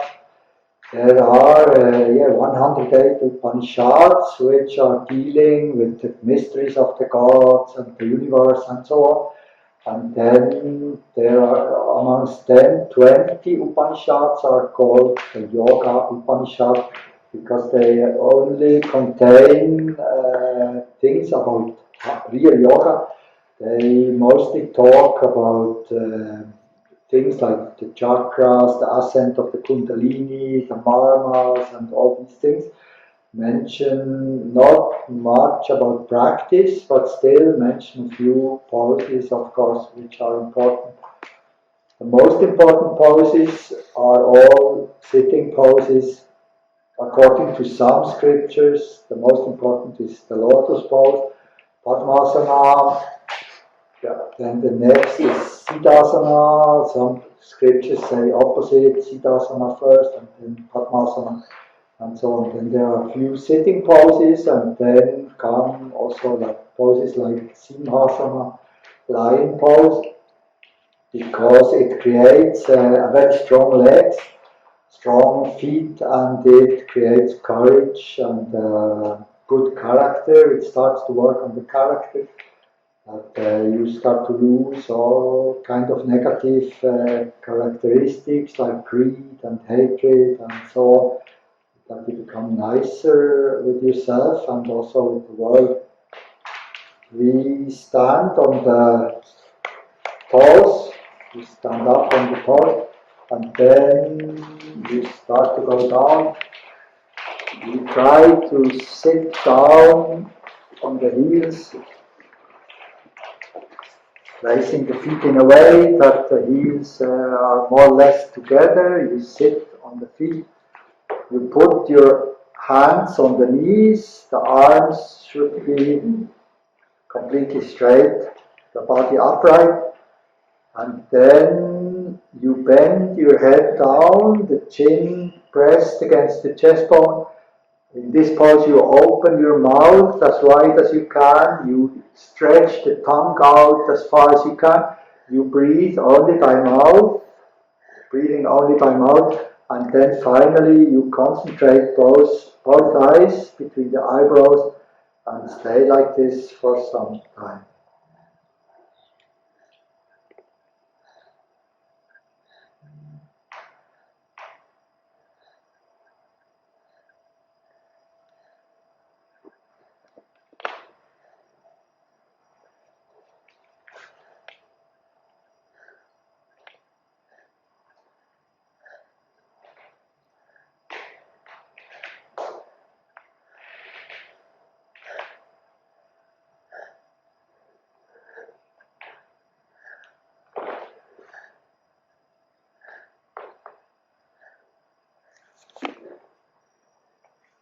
Then you come up again.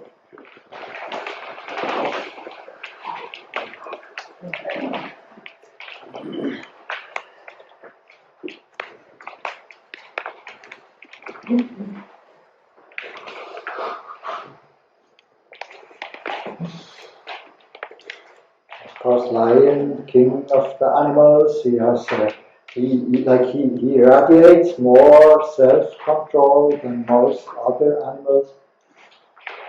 Yeah, he's cool.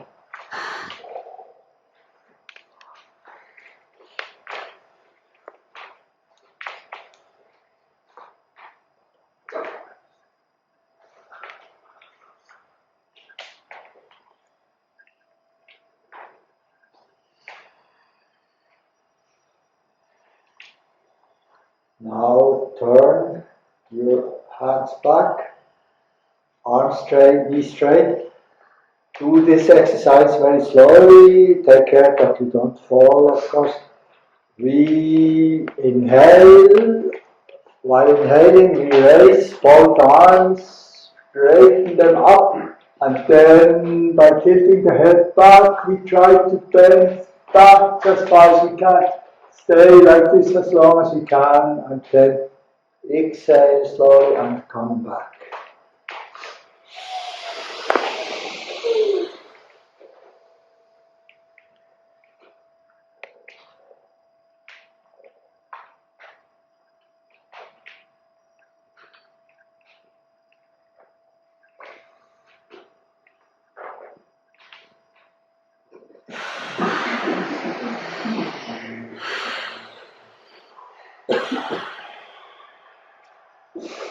Yeah, like yesterday, I said yesterday, all back bends in standing position should always be performed very slowly, because you have a very strong effect on the vagus nerve, and especially when you do kumbhaka while going back, chest is filled with a lot of oxygen, and this oxygen is moved towards this nerve, like pushed into this nerve, and awakens it very fast. So there can be a feeling of faint. It was my first experience in this yoga, which I later learned from my guru personally, from his book. It was in 1979 when I bought these books in Buchhandlung Weiermann in Bern. And I got good books. I liked the way the exercises were described, and that's very straight. It was said, do this and this will happen, do this, this will happen. I needed advice of such kind, because before, on my search for something which could make me become more healthy and more calm, I only got like strange advice, and really not advice which I could use. It was not precise, it was just like vaguely people saying things and so on. Yeah, I told many times, even in Hatha Yoga first, when I entered this system, it was with Shivananda book and so on, and it was very weak, nothing happened, basically no changes, also inside a little bit of course, but I think the changes were mostly because of changing my lifestyle. I became vegetarian and so on, and stopped smoking, stopped using drugs, and this of course was quite a great change. And then exercises did never satisfy me. Felt more like sport than any spiritual thing, but with the books of my guru I had a very fast, some strange experience with this exercise. Yeah, I will never forget this moment. I was in Jägensdorf, not far from Bern, in a room, and I started to practice, and I didn't know anything that what could happen, and just did it, and then I suddenly saw myself like flying or swimming in this room. So water bubbles everywhere, and it was too whoa, and then I thought, wow, I am falling. It was like a shock, and I came back and found myself on the ground and really didn't know, hey, what happened, what did I do, crazy shit. Such strange experience. And then next day I was more careful, of course, and did it more slow. Felt similar feeling, but I could control it, and like this it started. It created very strong interest inside of me, of course. It was like a substitute for ganja and LSD and so on. Then I found that yoga, it creates like also some kind of psychedelic effect, but it calms my mind. The other artificial things always created restless mind, and this started to calm me, and I became more healthy. Negative things disappeared very quickly. I started to have psoriasis. That's why I started, and psoriasis disappeared very fast. Somehow then it always came back again, and I needed to practice, and then it disappeared again, and then finally disappeared completely.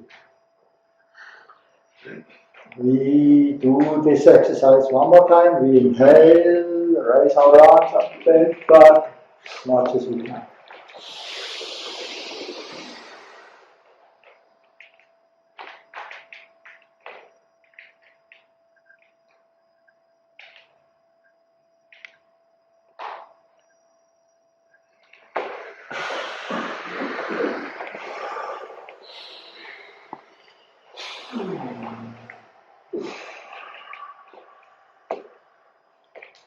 It's the know-how in yoga. If you know how to manipulate the body in the right way, you can achieve very strange things. This goes more and more inside. The higher yoga is taking place in sitting position mostly, and it's about subtle movements which you learn to do inside, and by trying to move the energy inside in some ways. And this can bring the very deep trance, effects of trance and concentration and so on. And then you will become a person who can meditate. We do the same exercise in a different way. Also, it's more powerful like this. You keep the arms straight at the side, the knees straight. Inhale again, hold the breath, bend trunk and head back as far as you can. And then you raise both arms in the back as much as you can. You stay like this until you exhale and come back.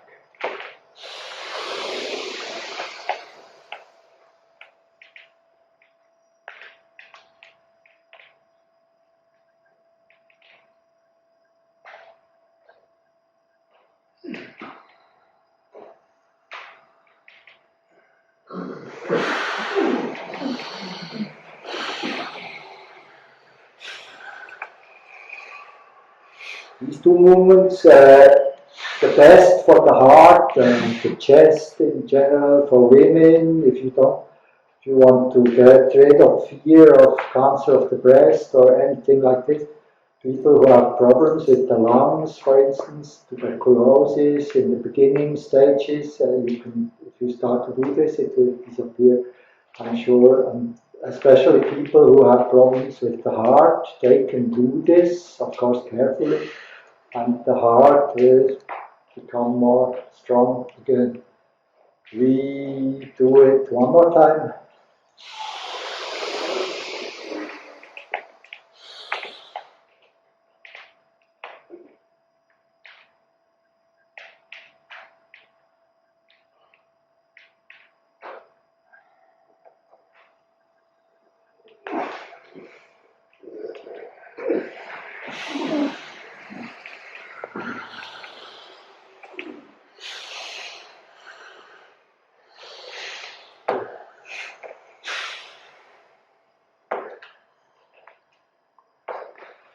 Now separate your feet a little bit.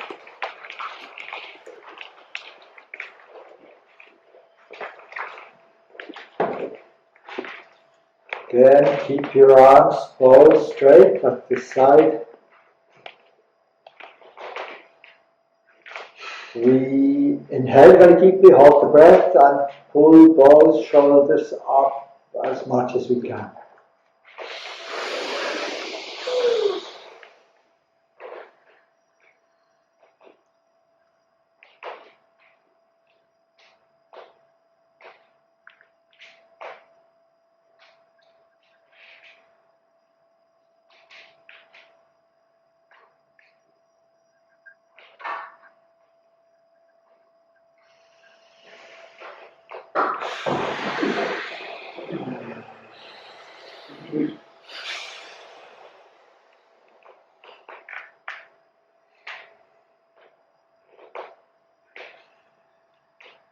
Inhale and Kachari.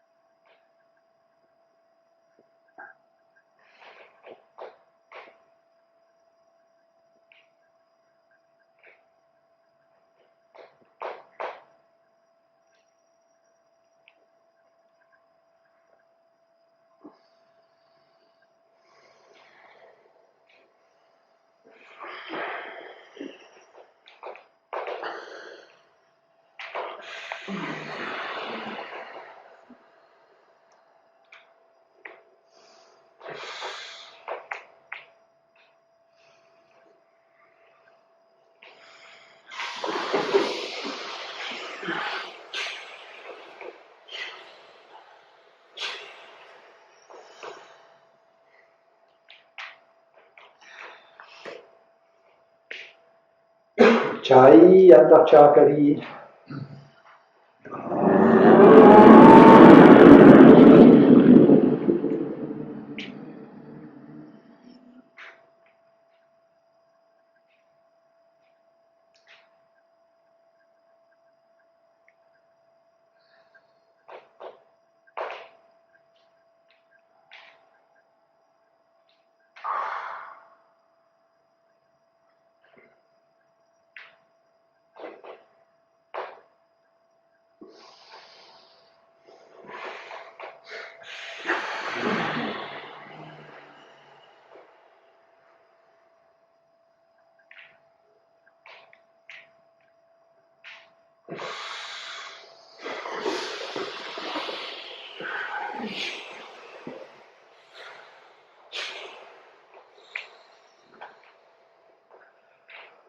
And finally, Parahi and Kachari. Parahi, for those who were not here yesterday, it's a stronger variety of chai. Parahi is a goddess riding on a tiger, having the head of a wild pig. Very powerful goddess which helped to destroy demons. She breathes like a boar, like a wild pig, and the practice is snoring when you inhale as strongly as you can. You inhale with a deep snort and then do Achakari.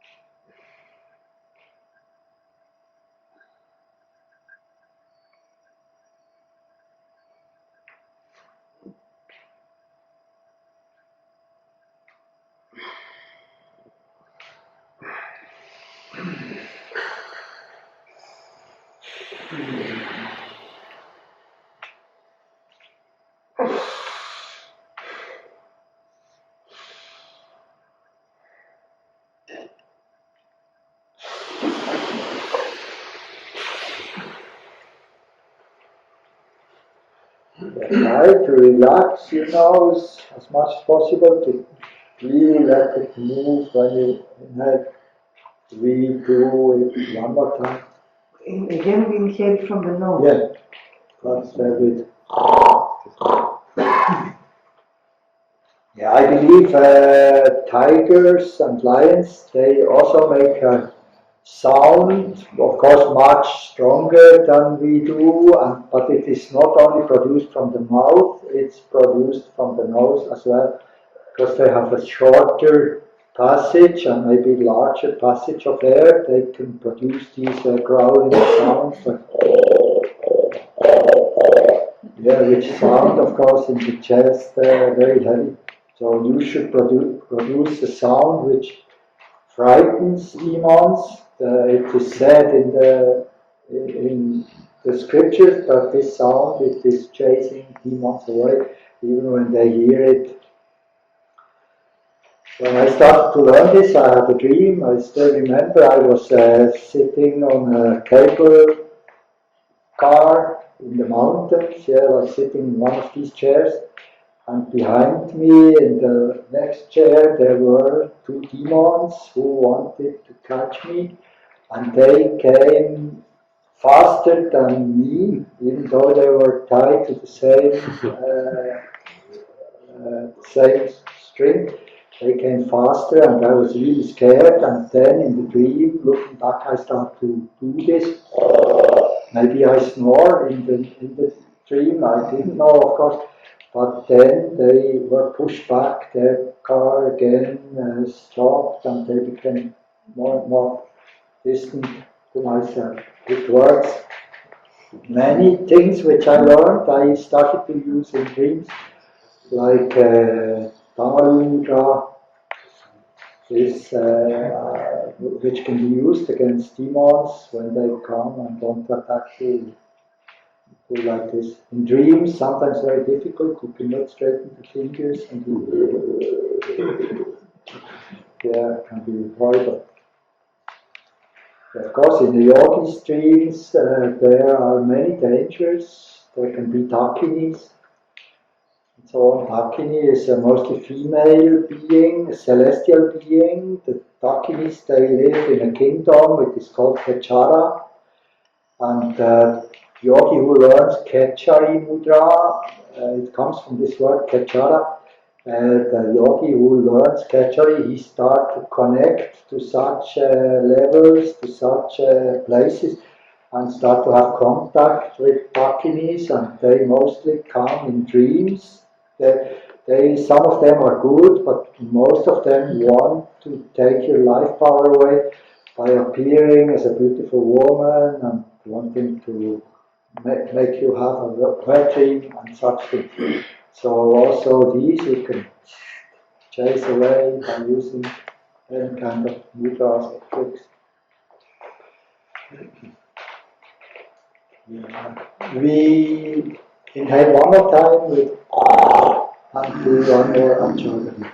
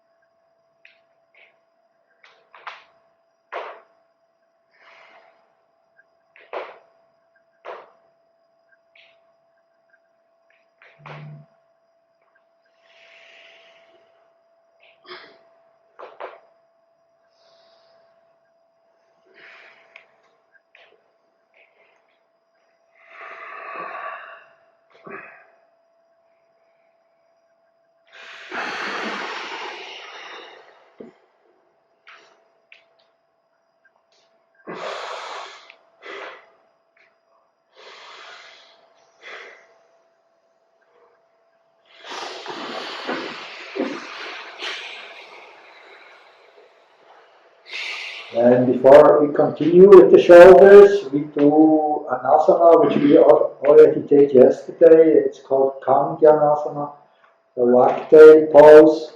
The original pose is done on the knees. We maybe do it in the afternoon if I remember it.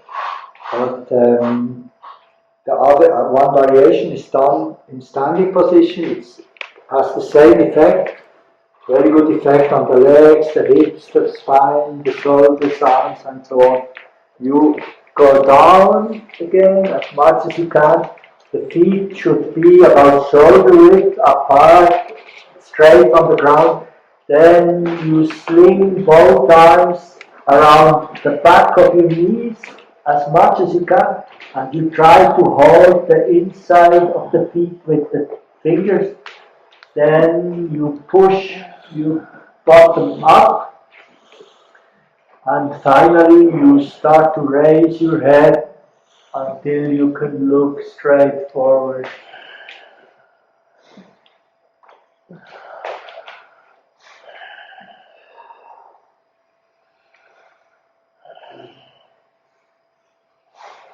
course, the more you start to raise your head, the more powerful this exercise becomes. Like a training for the whole body.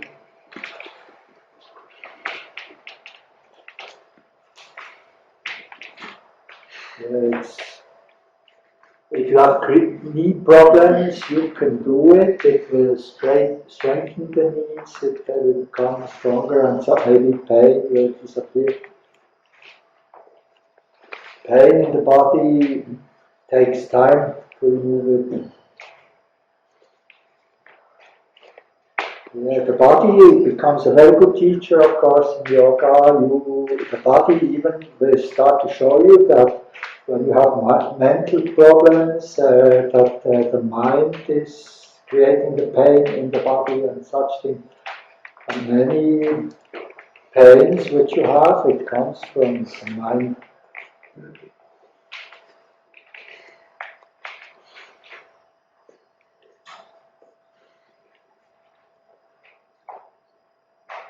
We inhale to 5 times Vastrika, inhale very deeply, hold the breath, and do Yoni Mudra by trying to pull up the genitals as much as we can.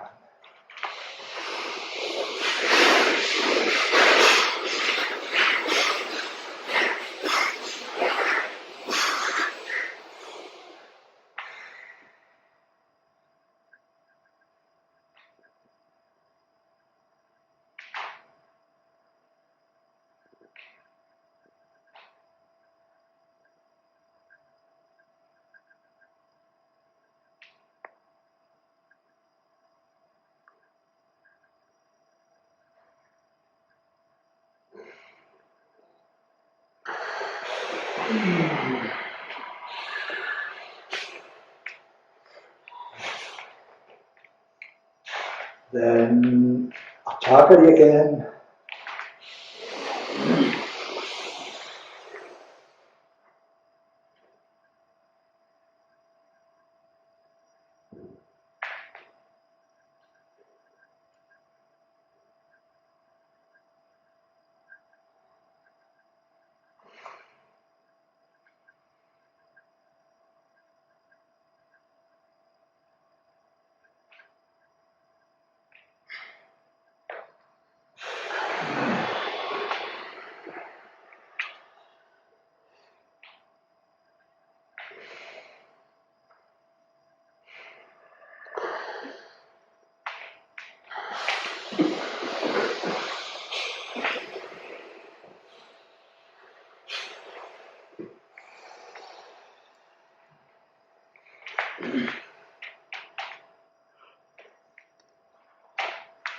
Yeah, as I said before, wet dreams, which is called pollution, in the word for it is called pollution.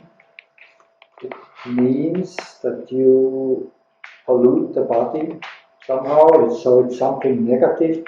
In yoga, it's regarded as something really negative. It should not happen to men. The more, of course, it happens, the worse for you. Some men or normal men, they think it's beautiful, of course. It's a beautiful dream. I have beautiful dreams. I have a reggae song which I still like from Max Romeo. It's called Wet Dream. Really nice melody. And last night I woke up. I had a wet dream and so on, singing about this experience. I think yoga and Rastafari quite different approach. Also, of course, wanting to say things. What I like about reggae still today very much is that they are also striving for freedom and more togetherness and such things. I don't condemn men who have a normal view of sexuality, of course. This is normal. Each one must find his own way. But I believe that the yogi way of looking at all this is not so bad, even though any doctor would say that it's quite dangerous and harmful and so on. I see now myself what it does, and at the moment I only see good things. I see that many weaknesses which I had in my youth even, or in the past, it disappeared. And I see old friends who all have problems with the prostatic gland and so on. And me, I don't feel anything like this. I think this gland's still quite good and healthy and working properly. So I believe this completely different view or lifestyle which you adopt as a yogi is not harmful for you. It just changes you and your consciousness, of course, very much. Everything becomes different, sexuality becomes different, and so on.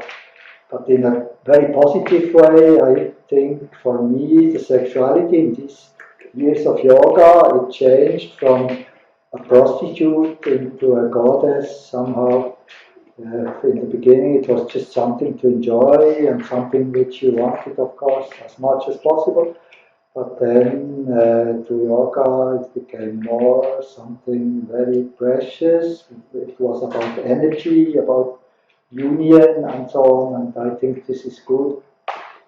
It changes your mind and you. We spread our arms. Yeah, Tantrism as such, the real old Tantra, of which Hatha Yoga is a part. Hatha is the technique to learn certain tantric things, mastery of some powers inside of you. And Tantra is quite deep science, I think it's quite powerful science. One of the most powerful which we have as human beings. Unfortunately, of course, like any other thing, it is also abused and taught or shown in wrong ways by bad teachers. We hold the arms like this and just stay like this for some time.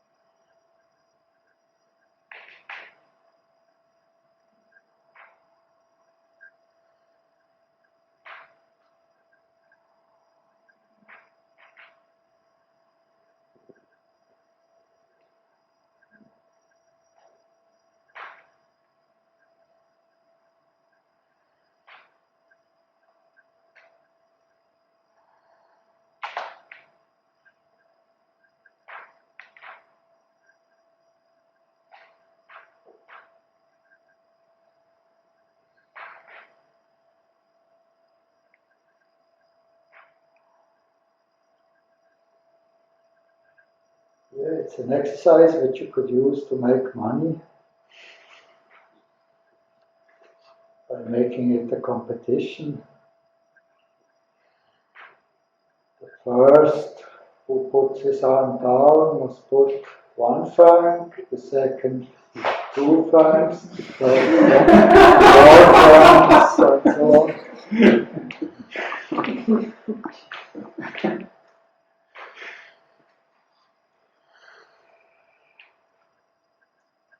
Okay, we inhale very deeply, hold the breath, and move the arms back as strongly as we can.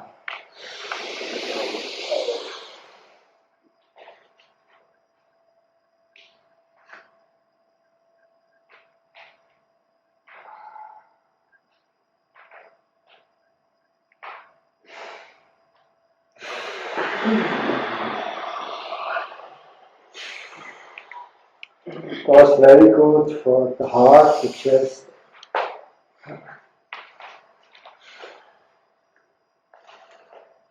We inhale again, do a Kachari.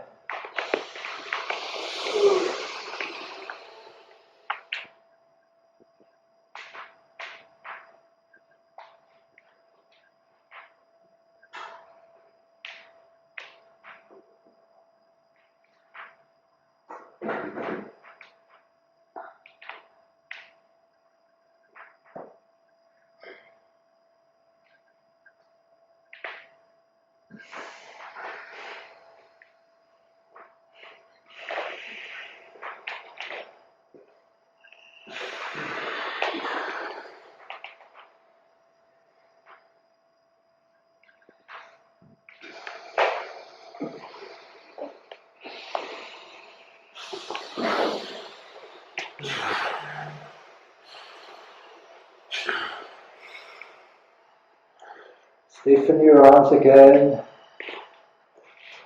Inhale very deeply, hold the breath, and pull both shoulders down as much as you can.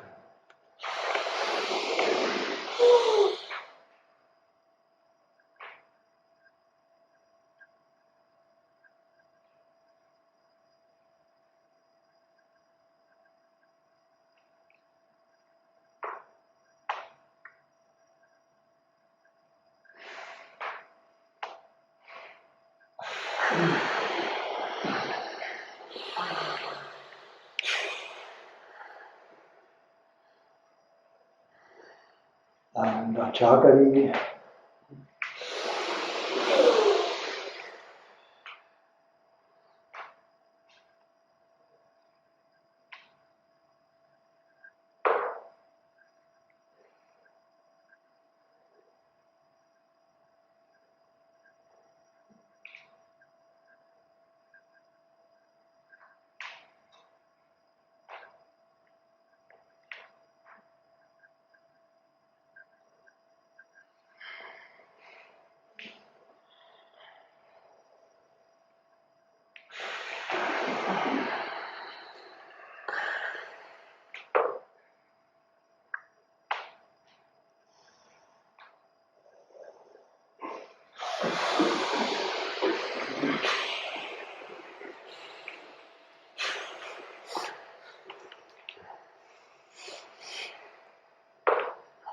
Then exhale as deep as possible to Payakumbhaka and pull both shoulders up as much as you can.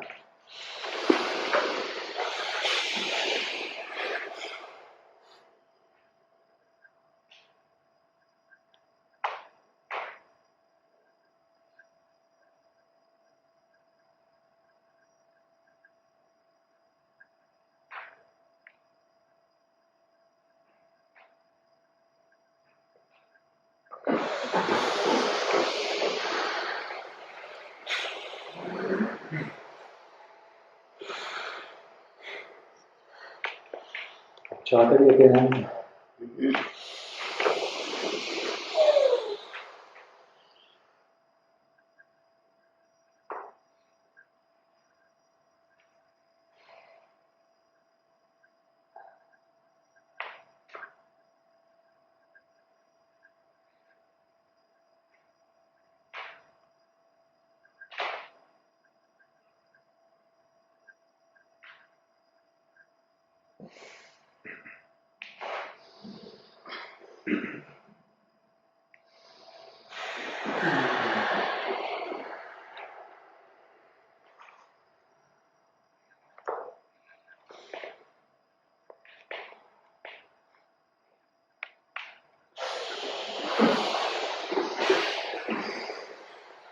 Then exhale again to Payakumbhaka and pull both shoulders down.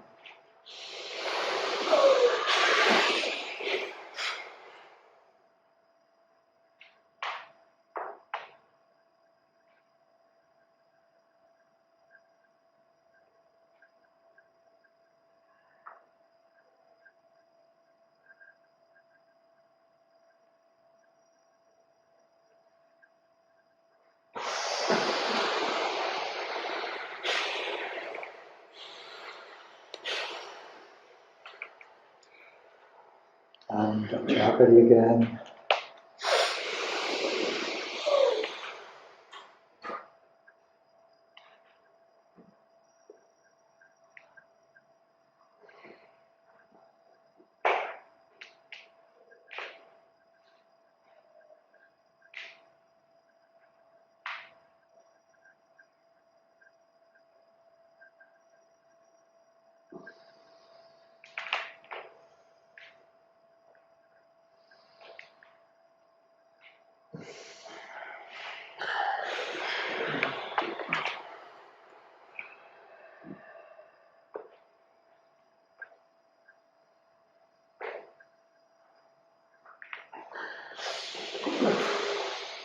Now go down on your knees.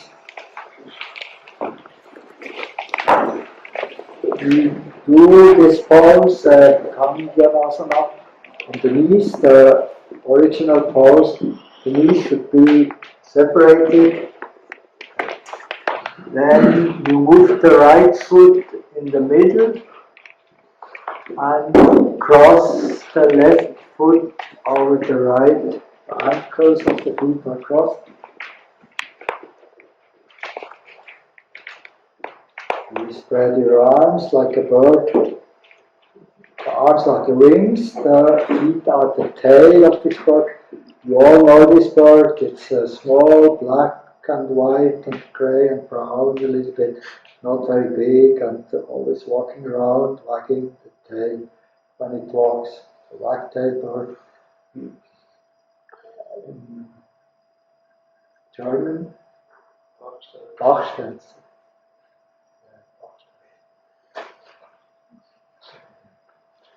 We raise our arms and then standing like this, ready to walk around, we raise our tail. You try to raise your feet in the back as much as you can. Try to touch your bottom if you can. And this, of course, will create a wagging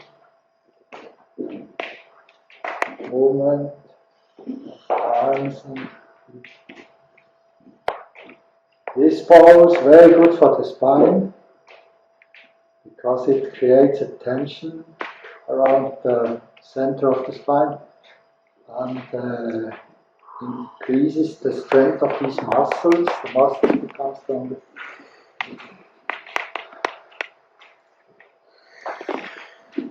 Still stay like this. We inhale with Kachari Mudra again, do a Kachari.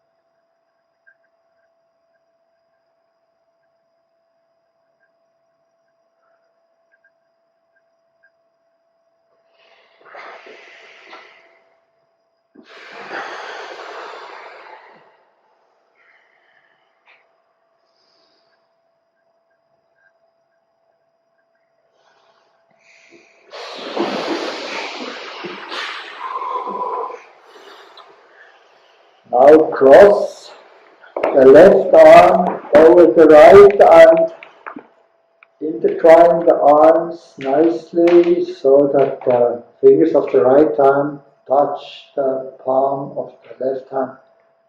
Then move your arms down to create some pressure on the rib cage. This is used also in Garudasana, the eagle pose. It's very good for the chest. Many people, or you see many pictures of Garudasana where people have the arms like this. This is quite weak. As long as you don't push down and create pressure on the chest, you don't activate the Manavaha or the vagus nerve. Now we create pressure on the right side of the chest bone and activate something on the right side of our body, which slows down the movements on the right side and has an effect on the brain, of course, and on the heart as well.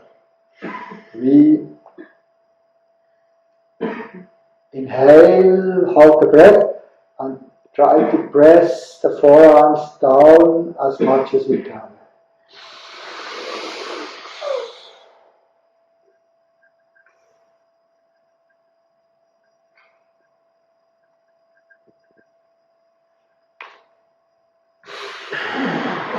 Now you relax, you move the arms up, you feel the difference, this is quite relaxed. And holding the arms in this position, we inhale and do a Kachari.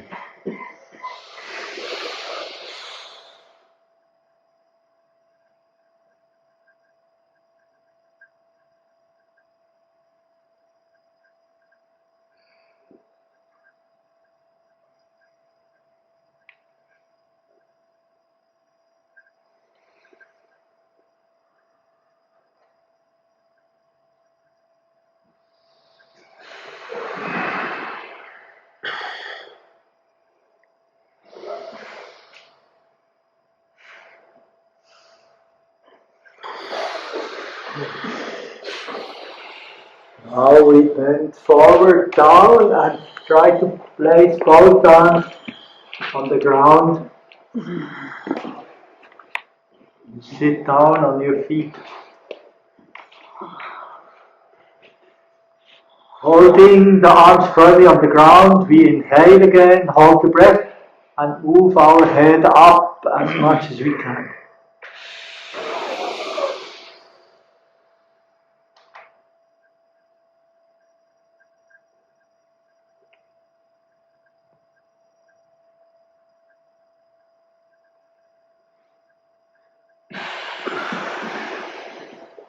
Then come up again and relax your arms.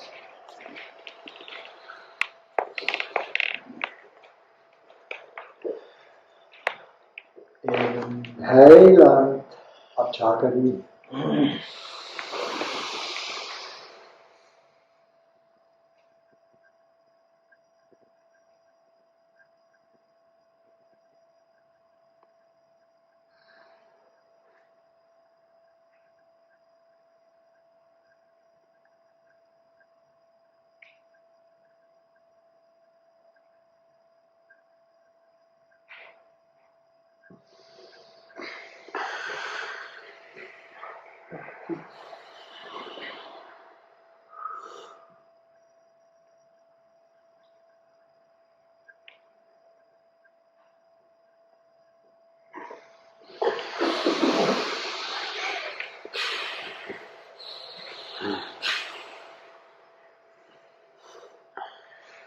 And before we change position of the feet, we again cross the left arm over the right, swing the arms around each other.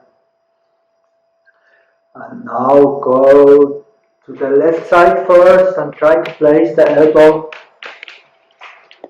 to the left knee, the arm on the ground, of course. Raise your head, look straight forward, and now we inhale very deeply, hold the breath, and do a very strong Mula Bandha.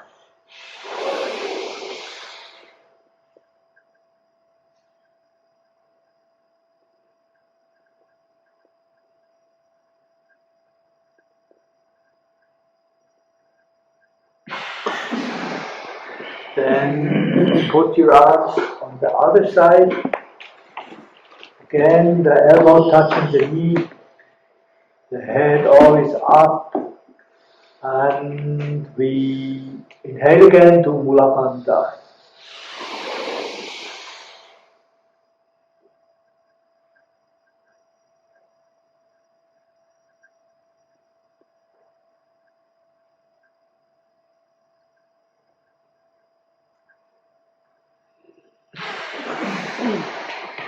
Then come up to open the arms and open the feet.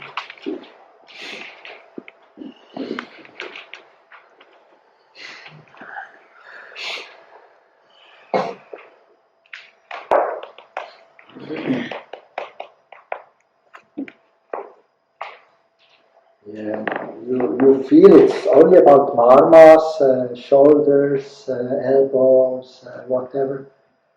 Knees, ankles, all these marmas are mentioned in the book, or in the Yoga Shastra also. In Hatha Yoga, 18 marmas. In some books only 16, but in most books 18. Slight difference.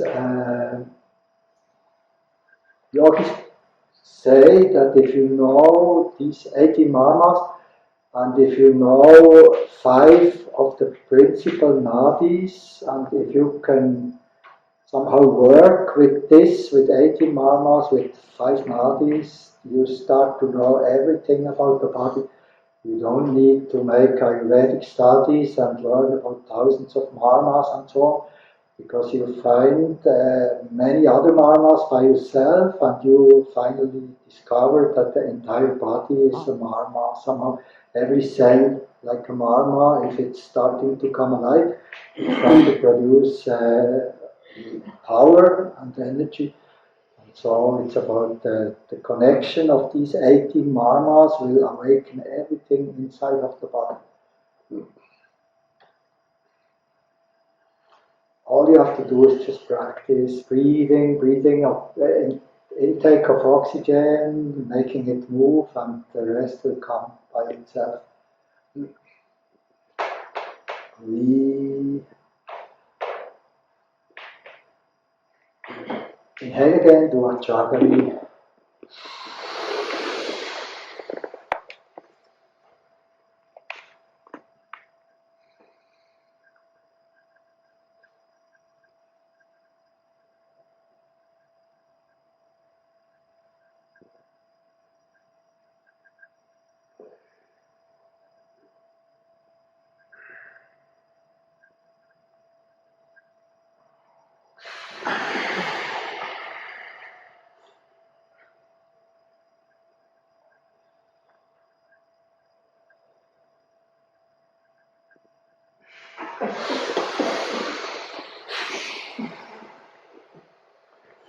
Now inhale again, hold the breath, and then try to raise your right foot until it touches the right buttock.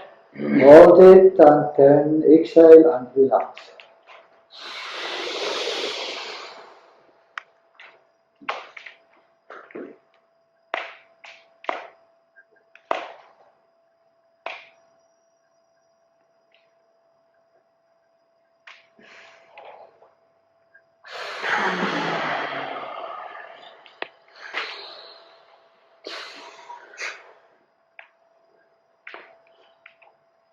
And Kachari again.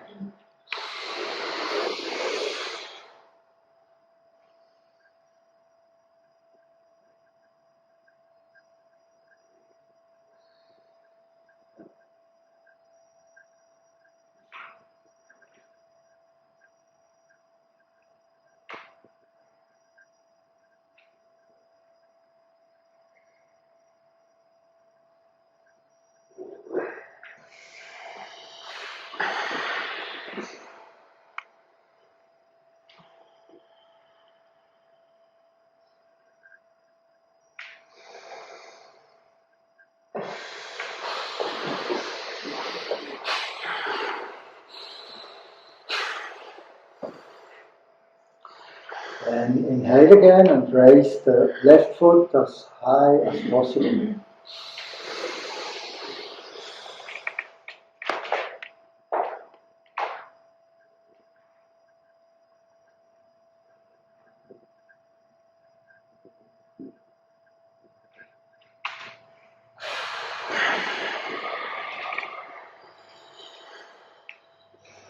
And Kachari.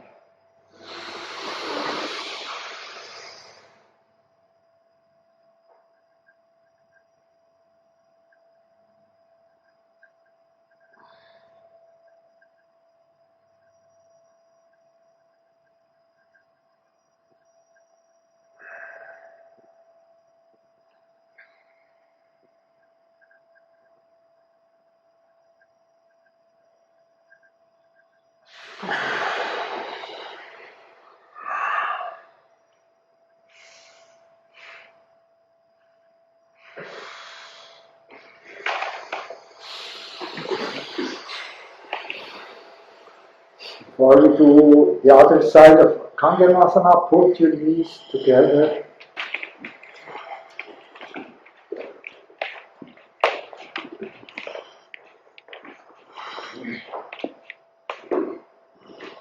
We repeat the same practice like before. It's a method which is used to awaken the Kundalini. The more you can activate the muscles and nerves in the thighs, the more effect on the lowest part of the spine, of course. The thighs, the lower and upper part of the legs, they are one marma. Inside these two parts, a lot of nerves and very big bones. The thickest bone, or one of the thickest, is this bone in the thigh, which is like a very strong marma, a strong nadi, of course. It's a carrier of energy through the marrow from the feet up. So you are having an effect on this, and you start to awaken the Muladhara chakra. We inhale again, hold the breath, and raise the right foot again as much as we can.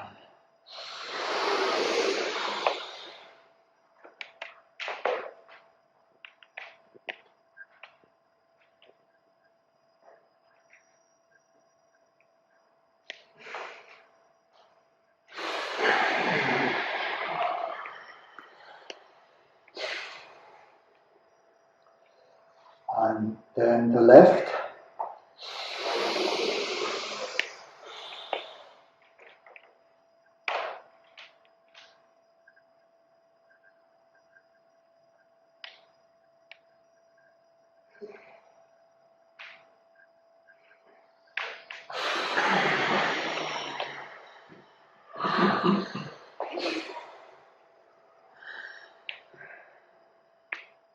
Kachari again.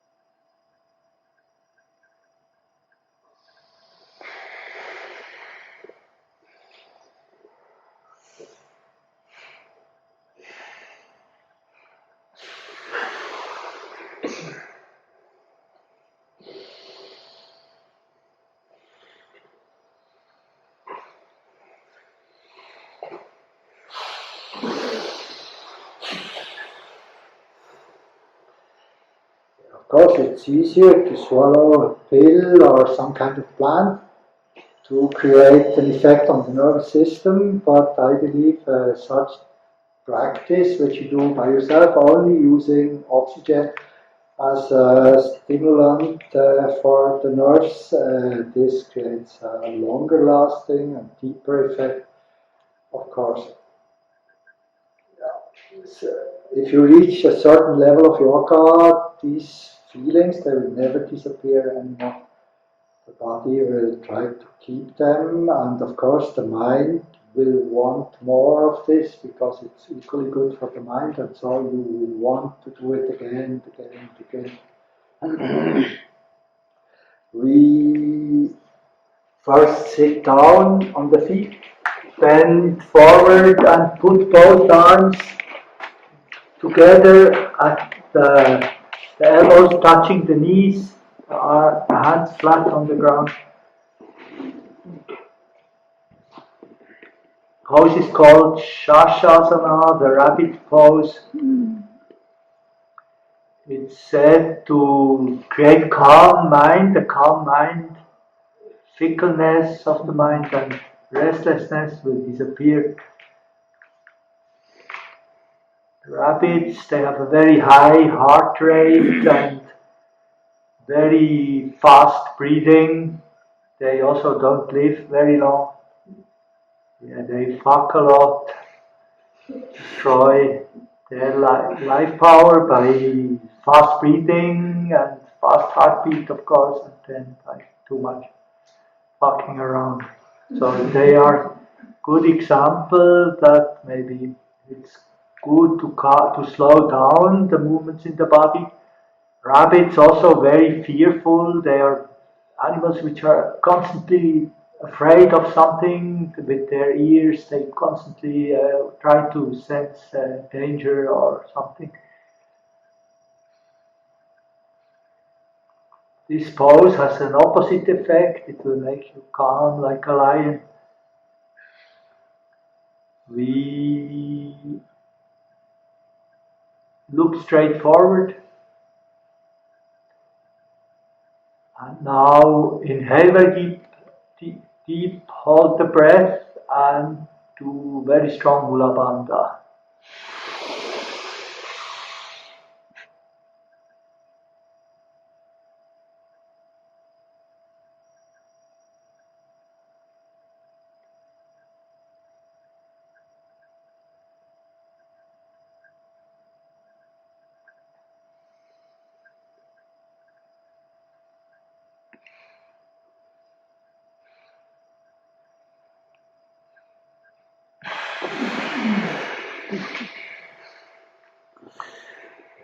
Come up.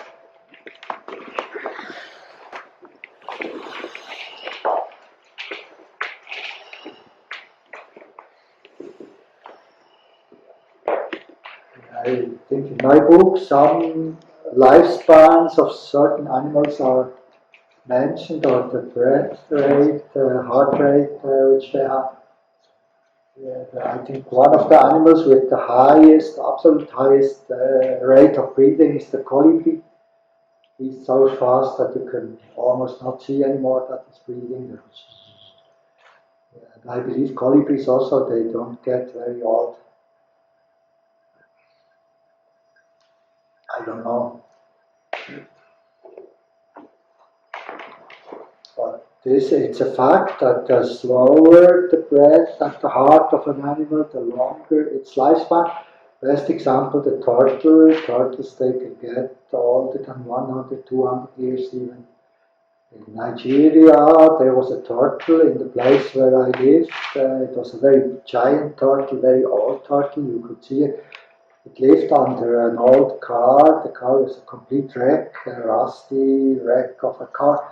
And the turtle had dug a hole underneath and was there. And every day I tried to call it with cabbage. I bought some cabbage and put it, and then coming up, starting to eat the cabbage.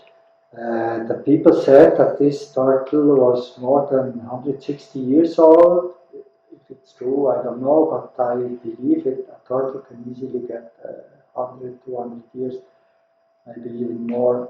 And they have very, very slow heartbeat, very slow motions.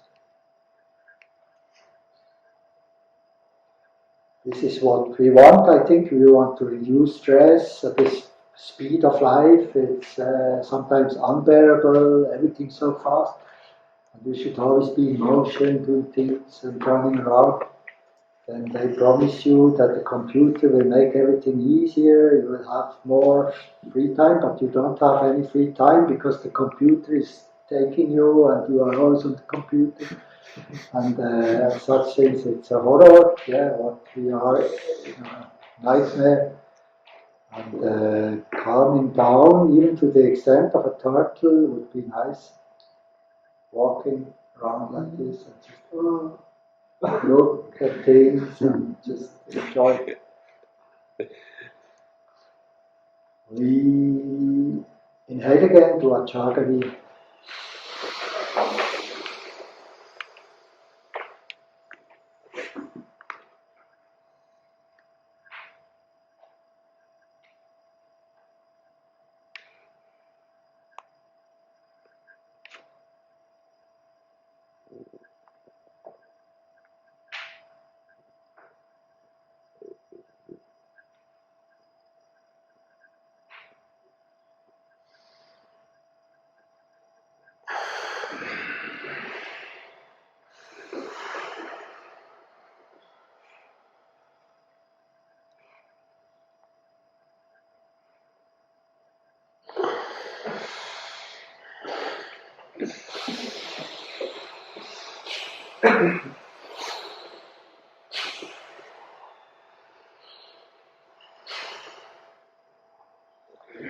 Now separate the knees again, like before. I think we move now the left foot inside and cross the right foot over the left.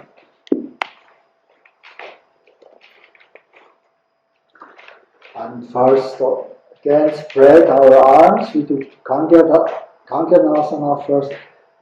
You can hold the arms like this, or you can turn the hands up also. Of course, there's a little bit different effect. We can turn the hands up, and then again you try to raise your feet and raise them up to the bottom.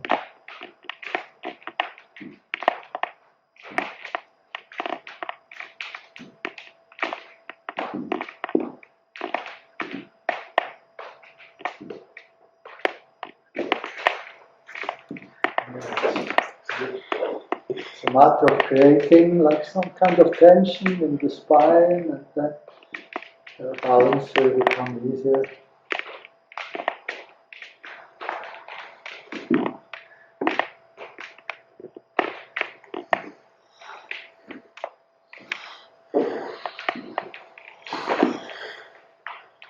Good for everybody who has problems with the knees.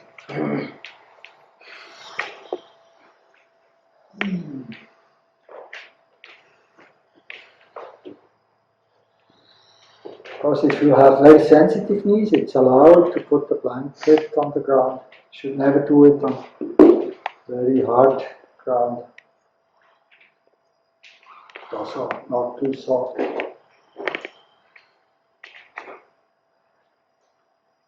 We inhale with Kachari Mudra again to Kachari.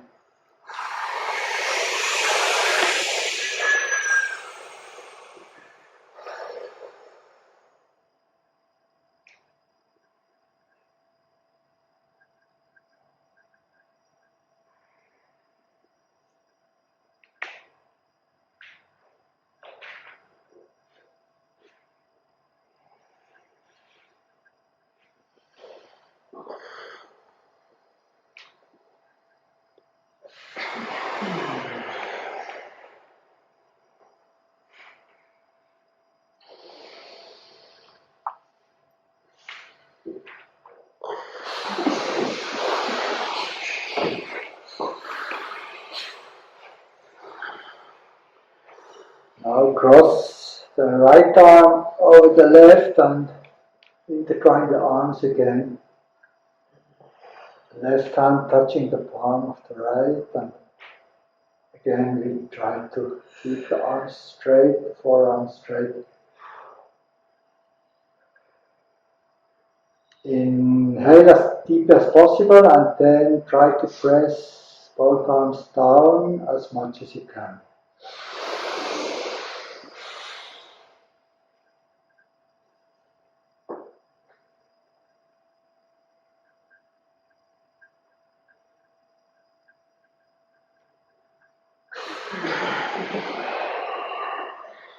Then hands up.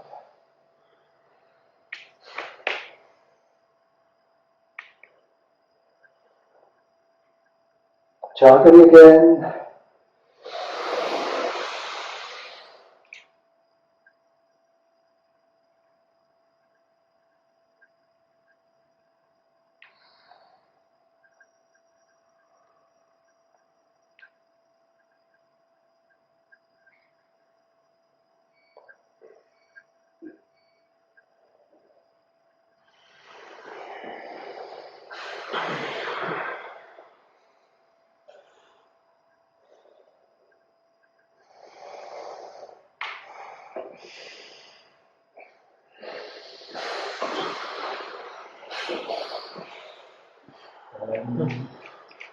Again, place both arms on the ground in front of you, the bottom touching the feet.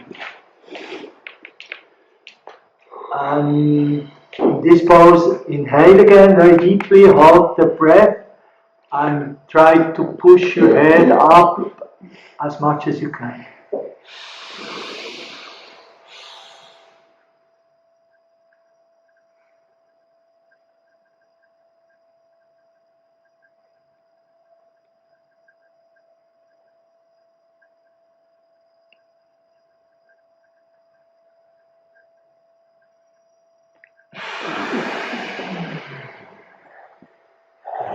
Come up, release the arms.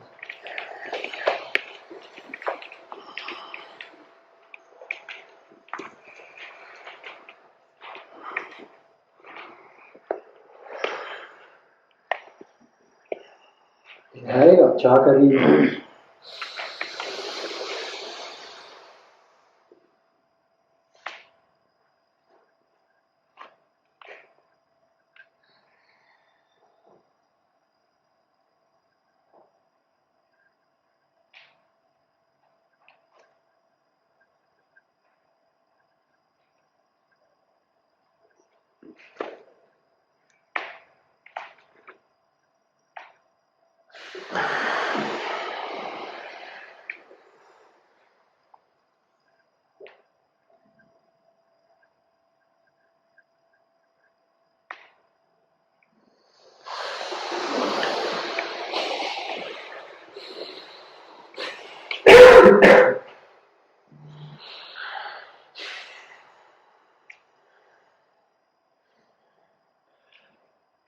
Turn your head to the left.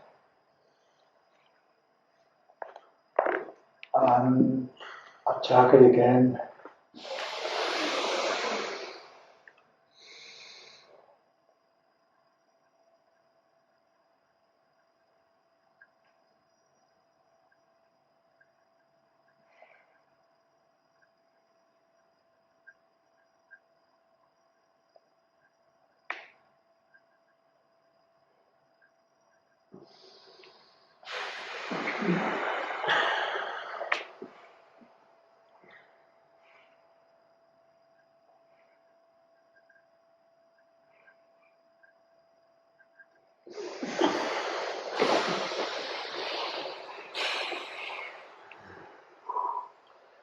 And to the right. And Kachari.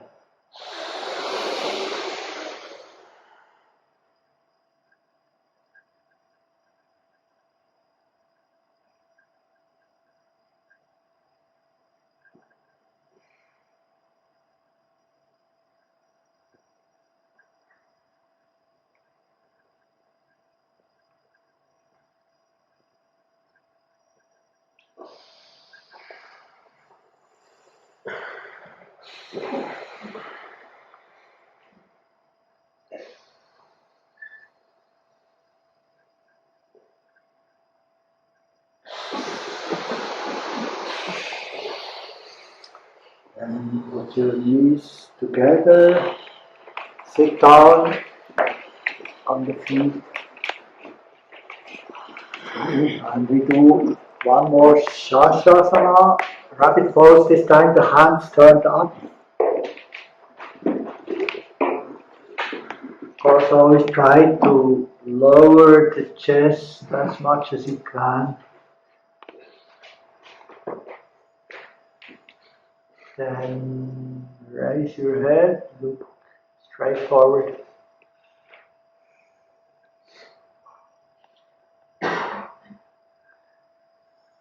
Sitting like this, we open our mouth as wide as we can.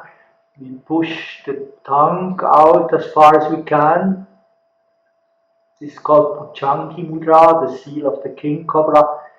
Open the mouth, push the tongue out, breathe only by mouth, and concentrate both eyes to the center of the eyebrows.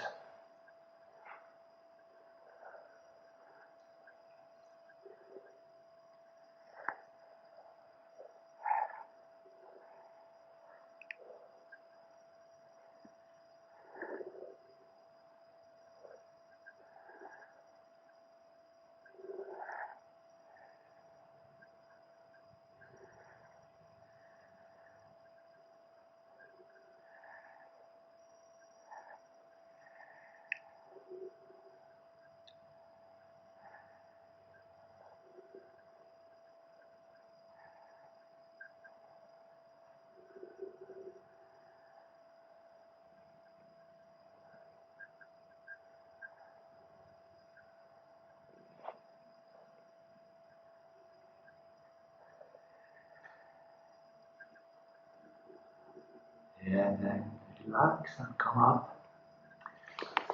Such mudras like Kachari, you of course use all your effort to do it. It has a very strong effect on many important parts of ourselves, on the brain, on glands in the brain. 3 glands are most important according to yoga. These are the 3 glands in the head: thyroid, pineal, and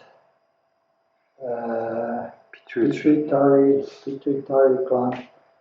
They are called the glands of destiny because their function is to make us what we are. They produce liquids which are generated according to our karma, and they may give us a form, a voice, a gender, whatever comes from them. Most problems, of course, in life, they arise from imbalance in the functions of such glands, which should create the hormones and all these liquids in the best way. But in a normal human body, all this system is completely disturbed and create problem instead of harmony. We inhale again, do a Kachari.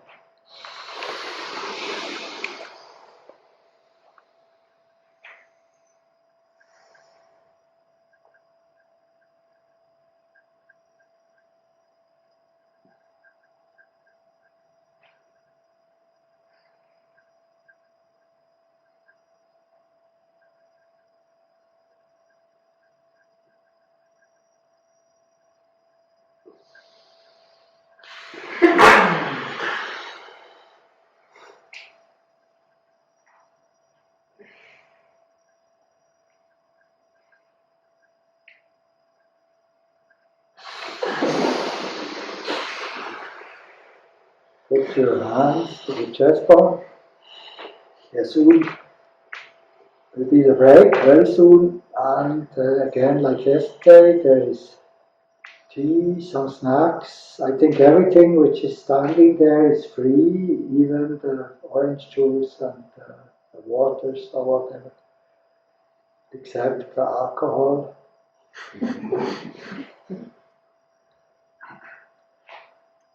and we have 2 hours break.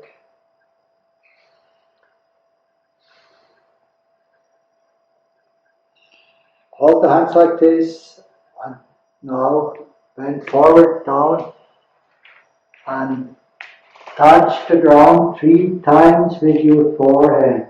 Up, up, up.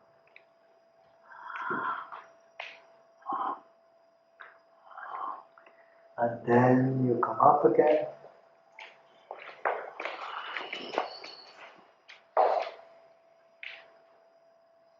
We inhale again.